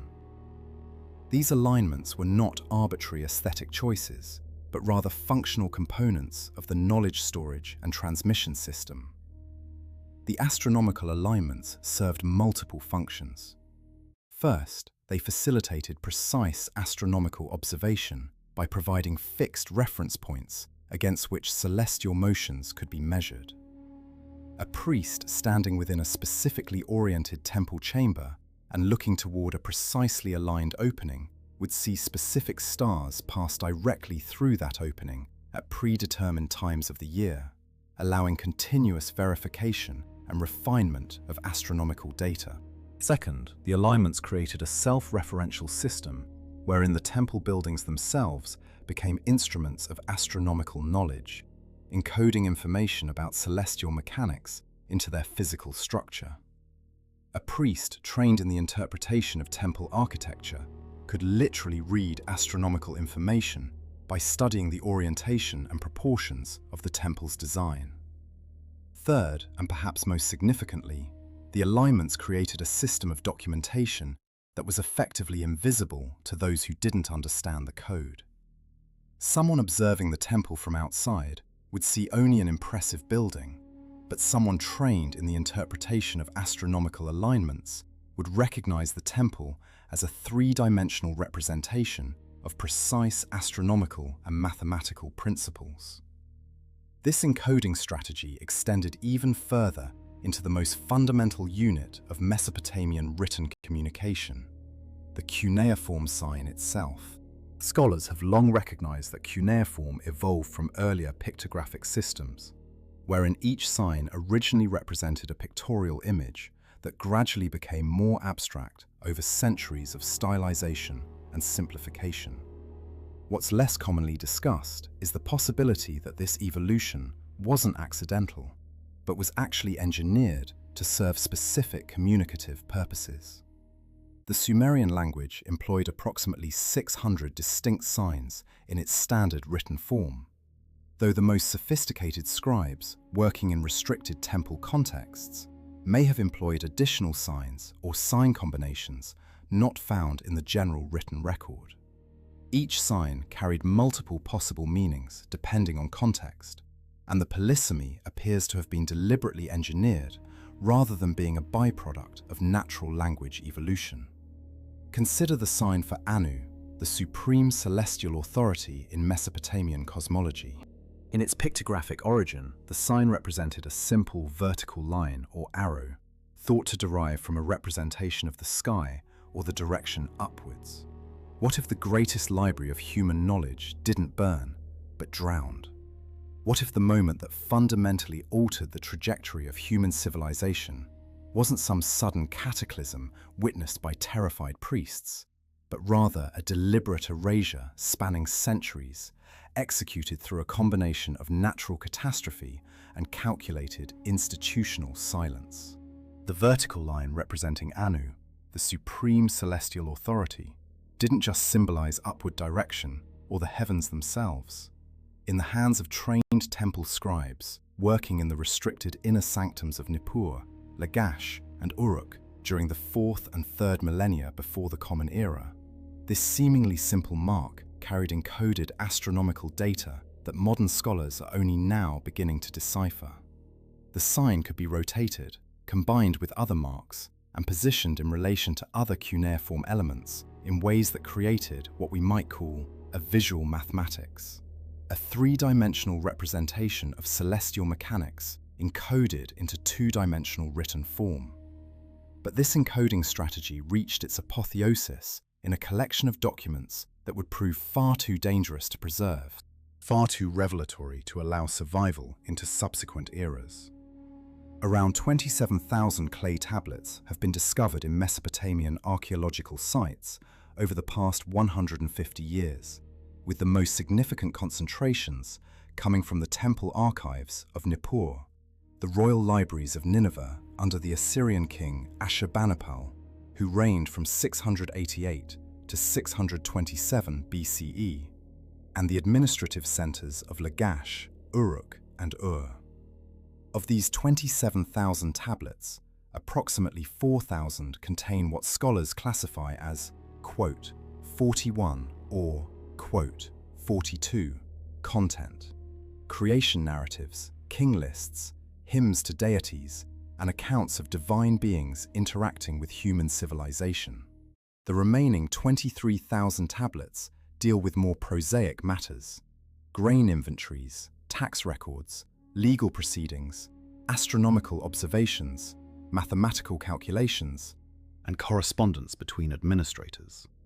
What's remarkable about this distribution isn't the quantity of each category, but rather what it suggests about the confidence levels of record keepers in different types of information. Temple scribes working in ancient Sumer understood something fundamental about institutional memory that modern archivists sometimes overlook. The most dangerous documents are never the ones marked as secret. The truly sensitive information was encoded into what appeared to be routine administrative records, hidden in plain sight among the mundane. A tablet recording grain deliveries to a temple might contain, in its mathematical notations and unit measurements, astronomical data about planetary cycles that no priest wanted the general population to understand. A legal document describing the division of land might use specific geographical markers and measurement systems that encoded information about ancient landing sites. The scribes of Mesopotamia were executing what we might call strategic documentation. They were creating records that would survive if discovered by unauthorized persons, but would reveal their true significance only to those trained in the interpretive methods. This strategy worked extraordinarily well for more than 1,000 years. From the emergence of written cuneiform around 3200 BCE, through to the fall of the Akkadian Empire around 2200 BCE, and continuing through the Ur-3 period, which lasted from approximately 2012 to 1995 BCE. Vast quantities of carefully encoded information accumulated in the temple archives. At Nippur, the most sacred religious center of Sumerian civilization, the Temple of Enlil, the chief deity and supposed controller of human destiny, maintained archive rooms that by some estimates contained between 3,000 and 5,000 tablets at any given moment. These weren't casual collections. Each tablet was catalogued according to a complex system that modern scholars are still struggling to fully understand. The system appears to have used chronological sequences, thematic categories, and what might be called access levels. Certain tablets were stored in restricted areas of the temple, accessible only to the highest-ranking priests and scribes. The physical layout of these archive rooms reflected the sophistication of the information management system. At Nippur, archaeological excavations conducted between 1899 and 1901 by an expedition from the University of Pennsylvania led by John Punnett Peters revealed that the temple archives occupied a specialized chamber measuring approximately 32 feet in length and 24 feet in width. The walls of this chamber had been reinforced with thicker mud brick construction than standard temple walls, and the tablets had been arranged on shelves. Some scholars believe these may have been wooden shelves, though no wood has survived the millennia, in ways that suggested careful organizational systems. The temperature and humidity conditions in this chamber would have been relatively stable compared to external environments, which explains why so many tablets from Nippur have survived in readable condition, while tablets from more exposed locations have deteriorated into illegibility. But the archives at Nippur represented only one node in a much larger network of information storage. Similar temple libraries existed at Lagash, where excavations have revealed collections of administrative tablets spanning more than 300 years, from approximately 2450 to 2020 BCE. The Lagash archives are particularly significant because they contain what might be the earliest known systematic record-keeping system. Under the reign of Entemena, who ruled Lagash around 2050 BCE, the administrative apparatus created detailed records of agricultural production, labor allocation, military campaigns, and what some scholars believe were astronomical observations. Thousands of tablets from this period document the daily operations of a complex urban civilization. But interspersed among these routine records are what appear to be carefully concealed references to other knowledge. References that only someone trained in the interpretive methods would recognize as pointing toward information contained elsewhere, in documents stored in more restricted locations. The library at Uruk, which by some estimates contained between 5,000 and 8,000 tablets at its peak during the 23rd century BCE, took an even more aggressive approach to information security. Excavations at Uruk, which took place primarily during the 1920s and 1930s under German leadership, revealed that certain tablets had been deliberately hidden within wall cavities, concealed in ways that suggested they were meant to be discovered only by specific individuals who possessed knowledge of their locations. One extraordinary discovery involved a collection of approximately 200 tablets found embedded in the foundations of a temple annex, placed there in what appeared to be a deliberate preservation strategy. These tablets, dating to around 2350 BCE, contained astronomical calculations of such precision that they wouldn't be matched in sophistication until Greek astronomers emerged 2,000 years later. The calculations tracked Venus's movements across a 24-year cycle with accuracy that has been verified against modern astronomical data. The ancient scribes had observed and documented the Venusian synodic period to within a margin of error of less than 2%. None of this information would have survived were it not for a catastrophe of such magnitude that it forced hasty preservation efforts and ultimately buried the evidence beneath layers of silt and debris. The Great Flood that inundated Mesopotamia around 2017 BCE, an event documented in the King List of Lagash and referenced in numerous mythological texts, including the Sumerian version of the Deluge narrative, wasn't a single cataclysmic event, but rather a series of inundations spanning several years. Modern hydrological analysis suggests that the Tigris and Euphrates rivers experienced unprecedented flooding due to a combination of factors. Abnormal snowmelt from the Taurus Mountains in what is now Turkey, extended periods of heavy rainfall in the Arabian Plateau region, and possibly disruptions to normal weather patterns caused by volcanic activity. Geological evidence from sediment cores extracted from the Mesopotamian floodplain reveals a distinct layer of foreign sediment deposited around 2017 BCE, representing material transported from highland regions hundreds of kilometers away. When the floods came, priests and scribes faced an impossible choice. The temple archives couldn't be moved quickly enough to preserve all the knowledge accumulated over centuries of careful documentation. Decisions had to be made about what could be carried away, what had to be left behind, and what had to be deliberately destroyed to prevent the information from falling into the hands of rival city-states or those deemed unworthy of such knowledge. The evidence for this selective destruction comes from an analysis of which types of tablets survive in the archaeological record and which types are absent. Administrative tablets survive in enormous quantities. Tens of thousands of them are known to science. Mythological and religious texts survive in more limited quantities, but still in sufficient number to reconstruct much of the Mesopotamian religious cosmology. But tablets dealing with specific astronomical calculations, precise mathematical formulas, and what appears to have been detailed information about the Anunnaki and their interactions with human civilization are virtually absent from the archaeological record. Consider the mathematical sophistication displayed in the few astronomical tablets that did survive, compared to the complete absence of what we might call intermediate documentation.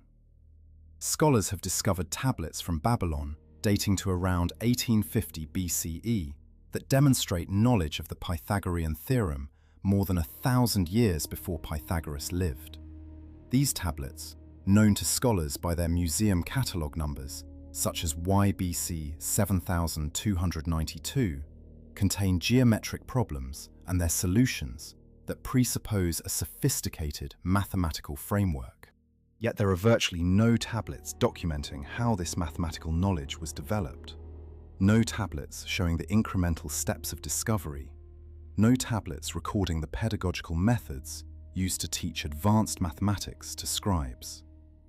This absence suggests that the most sensitive mathematical and astronomical knowledge was deliberately preserved in forms that would be unrecognizable as such to casual observers, hidden within administrative records, concealed in the structure of temple architecture, encoded into the symbolic language of religious texts. The Sumerian King List provides crucial evidence for understanding the scope of information loss. This document, preserved in multiple copies on clay tablets, presents a chronological sequence of Sumerian rulers from the earliest dynasties through the Ur-3 period. What's remarkable about the King List isn't what it includes, but rather what it suggests through its omissions and structural irregularities. Certain dynasties are represented by dozens of rulers, while other periods that archaeological evidence suggests were equally important are represented by only a handful of names.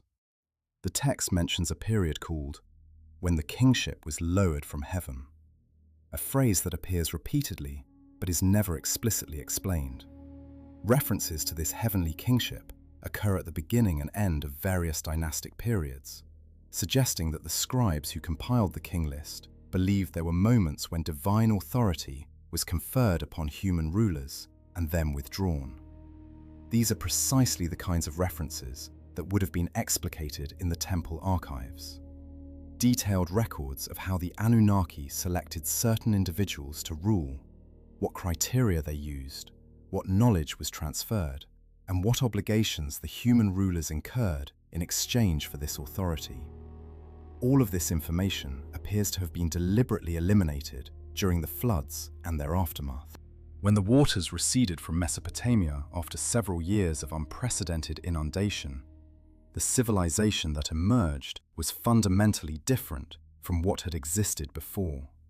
The floodwaters had destroyed not only physical structures, but also had displaced populations, disrupted trade networks, and created power vacuums that allowed new political actors to consolidate control.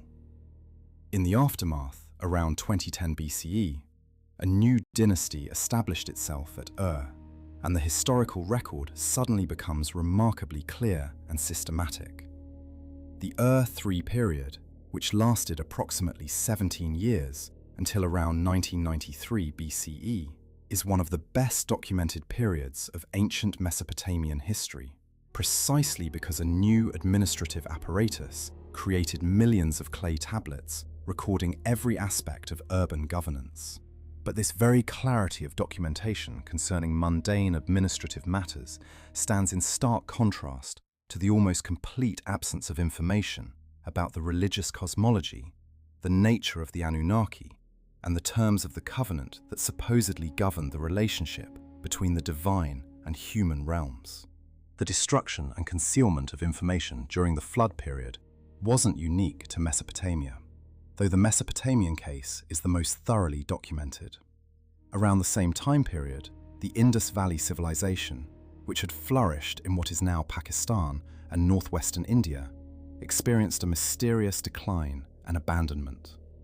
The Indus civilization had maintained extensive urban centers at Harappa and Mohenjo-Daro, with sophisticated drainage systems, standardized weights and measures, and evidence of extensive record-keeping using a script that remains undeciphered. Excavations at these sites have revealed that the civilization persisted through several major flooding events, adapting their cities through reconstruction and redesign. But around 1900 BCE, the civilization appears to have undergone a rapid collapse. The cities were abandoned, the script stopped being used, and the knowledge systems that had sustained this civilization apparently vanished almost completely. Archaeological evidence suggests that the decline wasn't caused by invasion or disease, but rather by a combination of environmental factors, including extended drought and flooding cycles, that made the existing agricultural base unsustainable. Simultaneously, in what is now Egypt, the Old Kingdom was giving way to the First Intermediate Period, around 2018 BCE, and the historical record becomes fragmentary and unclear. Earlier, during the reign of the pharaoh Pepi II, which lasted from approximately 2078 to 2010 BCE, Egypt had maintained extensive records and a stable administrative apparatus.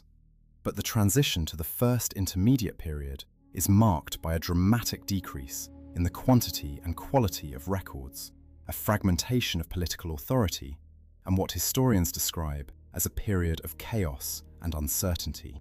The pyramids, those monuments to eternal knowledge and divine power, ceased being constructed during this period. The sophisticated administrative and astronomical knowledge that had been encoded into the pyramid complexes appears to have been interrupted, and when pyramid construction resumed during the Middle Kingdom, the knowledge systems had shifted in subtle but significant ways. This global pattern of knowledge disruption occurring around the same time period, roughly 2017 to 1990 BCE, cannot be dismissed as coincidence. Modern climatologists studying ice core data and sediment records have identified this period as one of significant global climate disruption. Around 2200 BCE, the climate began shifting toward cooler, drier conditions in many regions of the world. This shift, which paleoclimatologists call the 4.2 kiloyear event, caused widespread drought in the Middle East, North Africa, and the Indus Valley. In some regions, precipitation declined by as much as 50% compared to previous centuries. Agricultural production crashed in civilizations that depended on predictable monsoon patterns or annual river flooding. Societies that had sustained themselves through accumulated knowledge and sophisticated administrative systems suddenly found themselves facing resource scarcity and population pressure for which their existing knowledge systems hadn't prepared them. The response of ruling elites in different civilizations was strikingly similar, though expressed through different cultural forms. In Mesopotamia, the Akkadian Empire collapsed around 2022 BCE as resources became scarce and regional powers began competing for control of agricultural land. The subsequent period of chaos lasted approximately a century, until the Ur-III dynasty established centralized control through an unprecedented bureaucratic apparatus. In Egypt, the transition from the Old to Middle Kingdom periods involved a similar pattern of political fragmentation, followed by eventual centralization under new leadership. In the Indus Valley, the abandonment of the urban centers was more abrupt. But the pattern remains consistent. Existing knowledge systems proved inadequate to the demands of the new environmental conditions, and the institutional structures that had preserved and transmitted this knowledge collapsed under the pressure. But what distinguishes the Mesopotamian case, and what makes it uniquely significant for understanding the question of deliberate information control, is the presence of institutional actors with the means and motive to preserve specific knowledge while allowing other knowledge to be lost. The Sumerian priesthood wasn't merely passive victims of environmental catastrophe. Temple institutions had accumulated enormous wealth and possessed the infrastructure necessary to undertake preservation projects.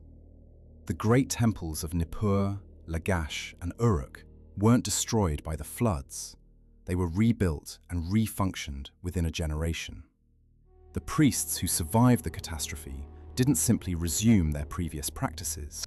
Instead, they undertook a comprehensive reorganization of the knowledge systems, a deliberate restructuring of what would be preserved and what would be forgotten. The evidence for this deliberate restructuring is embedded in the textual record itself, particularly in the mythological texts that were preserved and continued to be transmitted throughout the later Mesopotamian period. The Enuma Elish, the Babylonian creation myth, was likely composed or significantly revised during the period following the Great Flood. The text exists in multiple copies on clay tablets, with the most complete version preserved in a copy made for the library of Ashurbanipal at Nineveh around 650 BCE. But scholars who have studied the language and textual variations suggest that the Enuma Elish existed in earlier forms, and that the version that became the standard during the Babylonian period represents a significant revision of earlier Sumerian material. The Enuma Elish describes a cosmic conflict in which younger deities defeat older ones, with the victor, Marduk, establishing a new order and creating humans specifically to serve the divine will. This narrative structure, with its emphasis on the replacement of old knowledge systems with new ones, suggests that the text is not merely a mythological account, but is also encoding information about historical processes that occurred during the transition from the Ur-III period to the Babylonian period. The Atrahasis text, another crucial mythological document that describes the creation of humans and an early flood, exists in multiple versions, dating from various periods. The oldest known version was preserved on clay tablets from the 18th century BCE, discovered at sites including Sippar and Nippur. The text describes how humans were created as servants to the Anunnaki, how humans gradually became more numerous and disruptive, and how a decision was made to eliminate humanity through a great flood. The text is structured as a dialogue between divine beings, with specific names given to individual Anunnaki and specific roles assigned to each. Enki, described as the wise one who created humans, intervenes to preserve knowledge and ensure survival of at least some humans through the flood. The narrative structure of Atrahasis is important because it doesn't present the flood as a natural catastrophe, but rather as a deliberate action undertaken by the Anunnaki in response to perceived problems with human civilization. The knowledge of how this decision was made, what criteria were applied, and how certain humans were selected for preservation, all of this information would have been documented in the temple archives. The Sumerian afterlife myths, particularly as preserved in texts such as the Descent of Inanna, similarly suggest that comprehensive information about divine intentions and human destiny was available to the priesthood. Inanna, one of the most important deities in Sumerian cosmology, is described as undertaking a journey to the underworld, where she encounters the supreme judge of the dead, Ereshkigal. The text describes a complex legal and bureaucratic process governing the movement of souls. The determination. What if the greatest catastrophe in human history wasn't the flood itself, but what came after it? The deliberate erasure of collective memory that transformed divine witnesses into forgotten myths. The priesthoods of ancient Mesopotamia possessed detailed accounts of the Anunnaki's surveillance operations, their architectural interventions in human civilization, their decision-making processes regarding humanity's continued existence, and their protocols for returning to Earth. Yet something extraordinary happened between the second millennium before the Common Era and the time when classical Greek and Roman scholars attempted to reconstruct these narratives. The records didn't simply decay through natural means. Intentional suppression, systematic rewriting, and the fragmentation of knowledge across competing religious authorities transformed comprehensive historical documentation into fragmentary legends that later generations dismissed as mythology. The official version holds that the priesthoods of Sumer, Akkad, and Babylon gradually forgot their own traditions as political power shifted. Alexandria burned, libraries crumbled, invaders replaced local priests with foreign administrators. Oral tradition, always more fragile than written record, gave way to silence. Under this framework, the loss of knowledge appears inevitable, the natural consequence of historical upheaval. But consider the specific mechanisms. In the city of Nippur, the great ziggurat of Enlil stood as the ceremonial and administrative center of Mesopotamian civilization for over 3,000 years. From approximately 2800 before the Common Era through the Seleucid period in the 4th century before the Common Era. The temple archives, maintained in chambers built into the ziggurat's lower levels, contained cuneiform tablets documenting not merely religious liturgy, but administrative records, astronomical observations, genealogical accounts, and what we would recognize as historical narrative. Why did these archives, which served as the foundational reference point for every subsequent Mesopotamian dynasty, contain references to the Anunnaki's activities that grew increasingly vague and metaphorical as one moved forward through the centuries? The Enuma Elish, the Babylonian creation myth, was composed during the reign of Hammurabi in the 18th century before the Common Era, approximately 1,500 years after the latest Sumerian king lists were compiled. This new cosmological account, while maintaining the fundamental narrative structure of multiple divine beings intervening in human affairs, reframes the Anunnaki's role. Marduk, the patron deity of Babylon, assumes prominence previously held by Enlil, the Sumerian chief administrator. The hierarchy of divine authority shifts. Descriptions of specific technologies and methodologies for observing and controlling human populations become abstract theological principles. Where earlier texts spoke of the Anunnaki as distinct beings with individual names, specific functions, and defined territories, later texts collapse them into generalized categories. The transition between the Old Babylonian period, roughly from 1900 to 1500 before the Common Era, and the Middle Babylonian period, extending from 1500 to 1000 before the Common Era, marks a critical juncture in this process of memory transformation. During the Old Babylonian era, scribes still maintained detailed records distinguishing between different categories of divine beings. The Atra-Hassis epic, which scholars date to approximately 1700 before the Common Era, contains specific dialogue attributing particular decisions to particular Anunnaki. Enki proposes the creation of humans. Enlil argues for their destruction. Anu judges the dispute. Enki devises the preservation strategy. Individual agency, individual motivation, individual memory, all remain visible in the text. By the time the Middle Babylonian scribes were copying and reinterpreting these same narratives, the specificity had begun to dissolve. Consider the physical evidence. At the site of Nippur, archaeologists excavating in the early 20th century discovered multiple copies of religious texts distributed across different time periods. The same story, copied century after century, underwent subtle but significant modifications. Scholars working with these tablets noted that descriptions of divine beings' actions became increasingly symbolic. What had been described as deliberate intervention became reframed as natural law. Where earlier texts identified specific locations where the Anunnaki maintained monitoring stations, later texts placed these same locations in mythological rather than geographical space. The Temple of Akur, Enlil's primary residence according to earlier sources, was described in later texts not as a functioning administrative center, but as a purely spiritual realm. The distinction matters profoundly. A functioning administrative center implies ongoing activities, ongoing presence, ongoing need for surveillance and control. A purely spiritual realm becomes available to human interpretation and speculation rather than direct knowledge. The priesthoods themselves underwent transformation during this period. In the early Sumerian city-states, particularly during the early dynastic period, from approximately 2900 to 2300 before the Common Era, priests served as intermediaries between human rulers and the Anunnaki.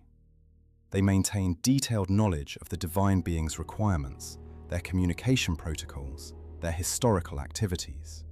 The high priest of Enlil at Nippur held authority that rivaled and often exceeded that of mortal kings. This wasn't ceremonial authority. The priest possessed actual knowledge of divine preferences, divine schedules, and divine intervention patterns. He could predict divine responses to human actions because he understood the Anunnaki's behavioral patterns as documented in the archives. By the time of the Neo-Babylonian period, roughly 600 before the Common Era, the priesthood had transformed into an intellectual caste that interpreted and reinterpreted tradition rather than maintaining it. Nebuchadnezzar II, who ruled Babylon from 604 to 562 before the Common Era, commissioned a systematic reorganization of temple archives and religious knowledge. He ordered the compilation of what modern scholars call the Babylonian theological tradition, a massive synthesizing effort that brought together texts from different periods and different regions into a coherent framework. This wasn't neutral archival work. Certain materials were selected, others were excluded. Materials that contradicted the new theological framework were reinterpreted. The Anunnaki, rather than appearing as a distinct group of beings with specific historical roles, were absorbed into an increasingly abstract cosmological system. They became manifestations of natural forces. They transformed into aspects of divine unity, rather than remaining distinct entities with distinct historical records. What if this transformation wasn't accidental, but rather reflected a deliberate policy shift? The evidence suggests that between the 3rd and 1st centuries before the Common Era, Mesopotamian religious authorities across multiple competing kingdoms made coordinated decisions to reformulate how they presented the Anunnaki and humanity's relationship with them. The coordination itself indicates planning and communication at a level that wouldn't occur if knowledge was simply being lost through natural decay. The king of Babylon consulted with the high priests of Sumer. The priesthood at Uruk communicated with the priesthood at Lagash. Scribal schools coordinated their curriculum changes. Texts that had been considered authoritative were gradually phased out of active use and relegated to archive storage. The Archive of Nippur provides concrete documentation of this process. Excavations revealed that tablets containing the most detailed information about the Anunnaki's activities were moved from active administrative storage to sealed chambers within the lower levels of the ziggurat. These weren't destroyed. Destruction would have been more suspicious and potentially more difficult if the knowledge had become sacred or if multiple copies existed. Instead, they were preserved but made inaccessible. Subsequent generations of priests knew these materials existed. They understood their general content through oral tradition and through the surviving copies that remained in active circulation. But the original, detailed documentation became separated from the communities that might have made use of it. New interpretations based on fragmentary memory could circulate widely. The original source materials remained buried. The question of who directed this process deserves examination. In the Old Babylonian period, the priesthood maintained relative autonomy from political authority.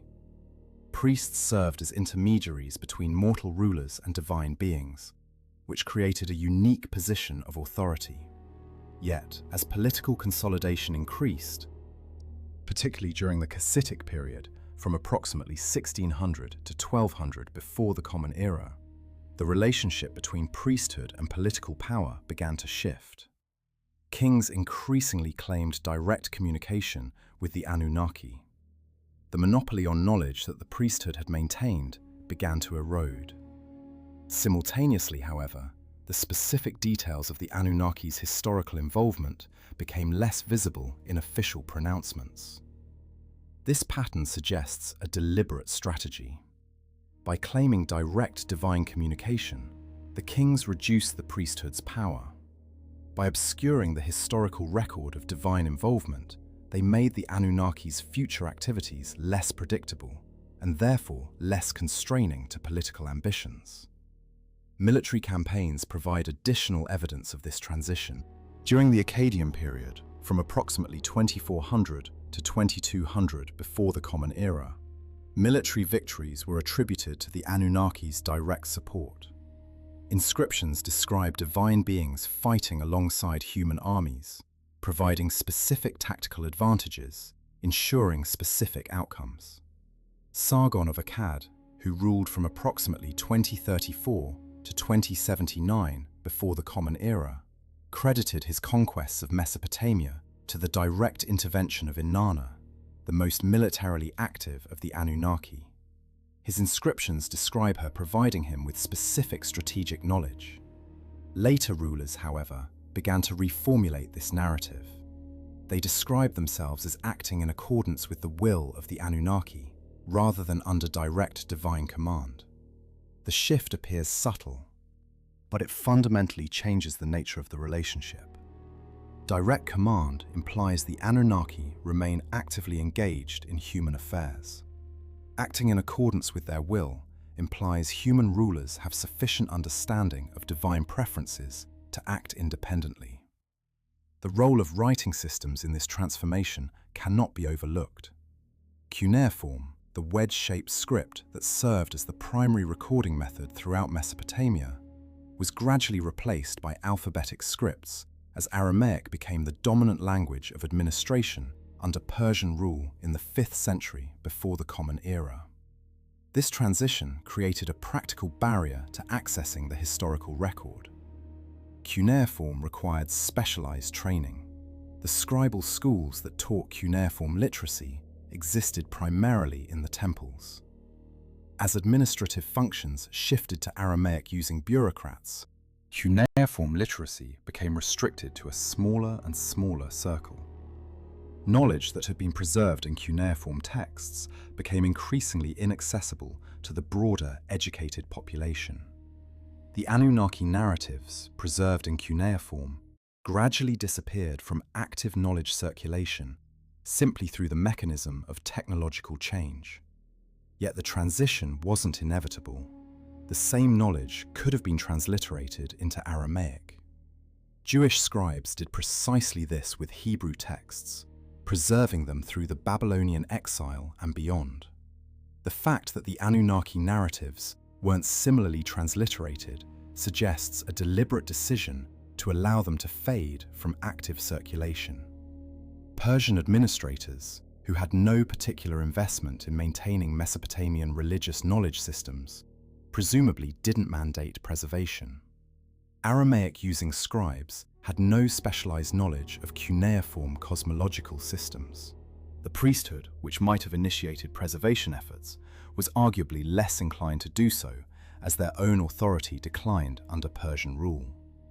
Between these shifting incentives, the detailed historical record of the Anunnaki's surveillance operations simply wasn't transferred into formats that could survive the technological transition. The Seleucid period, beginning in 312 before the Common Era, when Alexander the Great's general Seleucus took control of Mesopotamia, introduced yet another transformation. Greek administrators and scholars became interested in Mesopotamian traditions, but they approached them through the lens of Greek philosophical and theological frameworks.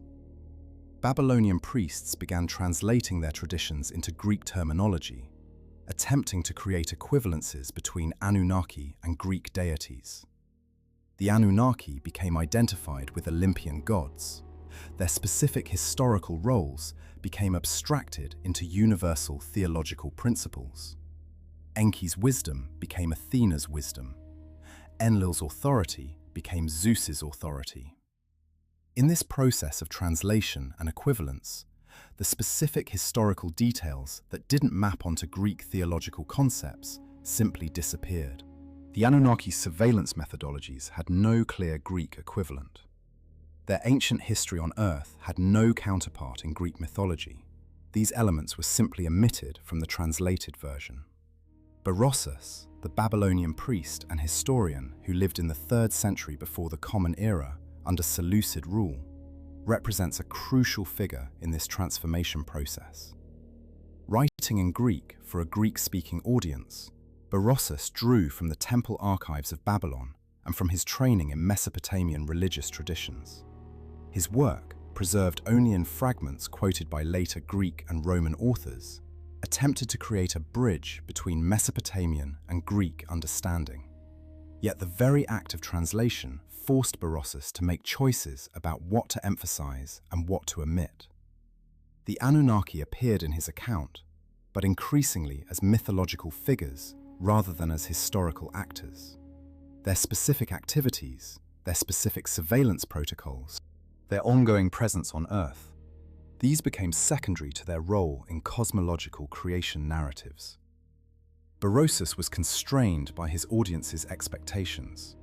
Greek philosophers and historians expected narratives organized around universal principles and eternal truths. The specific historical record of surveillance and control exercised by distinct beings didn't fit this framework. It had to be reformulated or omitted. The destruction of the Library of Alexandria in 48 before the Common Era, during Caesar's civil war, represents a catastrophic but perhaps not decisive moment in this process. By this time, the detailed Mesopotamian archival records were already largely inaccessible. The cuneiform texts remained in temple archives in Mesopotamia itself, increasingly unread because fewer people possessed the literacy to interpret them.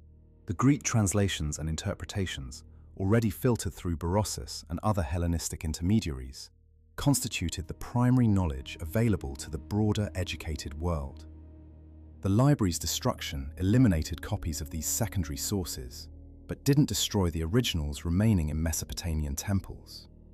What it did accomplish was the removal of a central repository where the scattered fragments of knowledge might have been collected and synthesized by later scholars. Within the temples of Mesopotamia itself, the process of knowledge suppression continued into the Christian era. As Christianity expanded through the Middle East and North Africa, Christian authorities increasingly viewed pagan religious archives as obstacles to theological dominance. The Anunnaki narratives, already transformed into abstract mythology by centuries of reinterpretation, now became explicitly suppressed as pagan superstition. Temples were closed, priests were dispersed. The cuneiform archives, already inaccessible due to lack of trained readers, became actively dangerous to possess. Monks and Christian scholars deliberately avoided studying Mesopotamian traditions. The intellectual frameworks that might have allowed later scholars to interpret cuneiform texts were actively discouraged. By the time Islamic scholars in the medieval period became interested in pre-Islamic traditions, the knowledge of how to read cuneiform had been almost entirely lost. The rediscovery of cuneiform in the 19th century of the Common Era by archaeologists working at sites including Nineveh, Babylon, and Nippur represented the first systematic attempt in over 2,000 years to access the original Mesopotamian archive.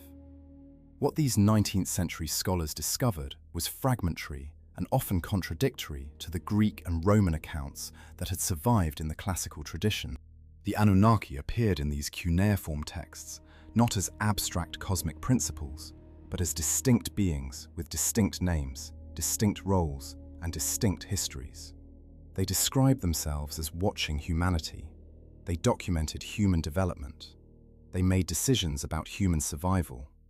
They took actions to preserve specific individuals and specific knowledge through catastrophic events. Yet even as these discoveries were being made, the interpretive frameworks available to 19th century scholars were insufficient to fully comprehend what they were reading. The scholars of the 19th and early 20th centuries approached cuneiform texts with assumptions shaped by Western theological traditions. They expected to find evidence of monotheism gradually emerging from primitive polytheism. They expected to find mythology that was gradually becoming more sophisticated and abstract. What they actually found was narratives that seemed to reverse this progression. The oldest texts contained the most detailed and specific accounts of distinct divine beings. Later texts showed increasingly abstract and generalized accounts.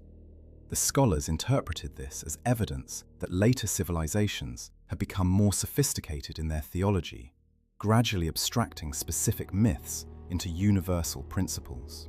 They didn't consider the alternative possibility, that the progression represented deliberate obscuration of an earlier knowledge system rather than intellectual development. The question of what information was being deliberately suppressed becomes clearer when one examines the specific content that disappears across the centuries. The earlier Sumerian texts describe the Anunnaki as beings who possess specific technologies, who maintain specific locations on Earth, who had specific schedules and protocols for observation. They describe humans being created with specific purposes. They document the Anunnaki's dissatisfaction with human behavior as human populations grew and became more independent. They record deliberate decisions about whether humanity should be allowed to continue. The later texts, redacted and reinterpreted by subsequent generations of priests, retain the narrative structure of these accounts, but strip away the specific technological and operational details. The Anunnaki become archetypal figures representing abstract principles. The surveillance becomes cosmic observation rather than specific monitoring. The decision about human survival becomes a universal theological principle rather than a historical event that occurred at a specific time with specific consequences. What if the priesthoods understood something fundamental about the nature of the Anunnaki's return and deliberately shaped their knowledge transmission to obscure this understanding?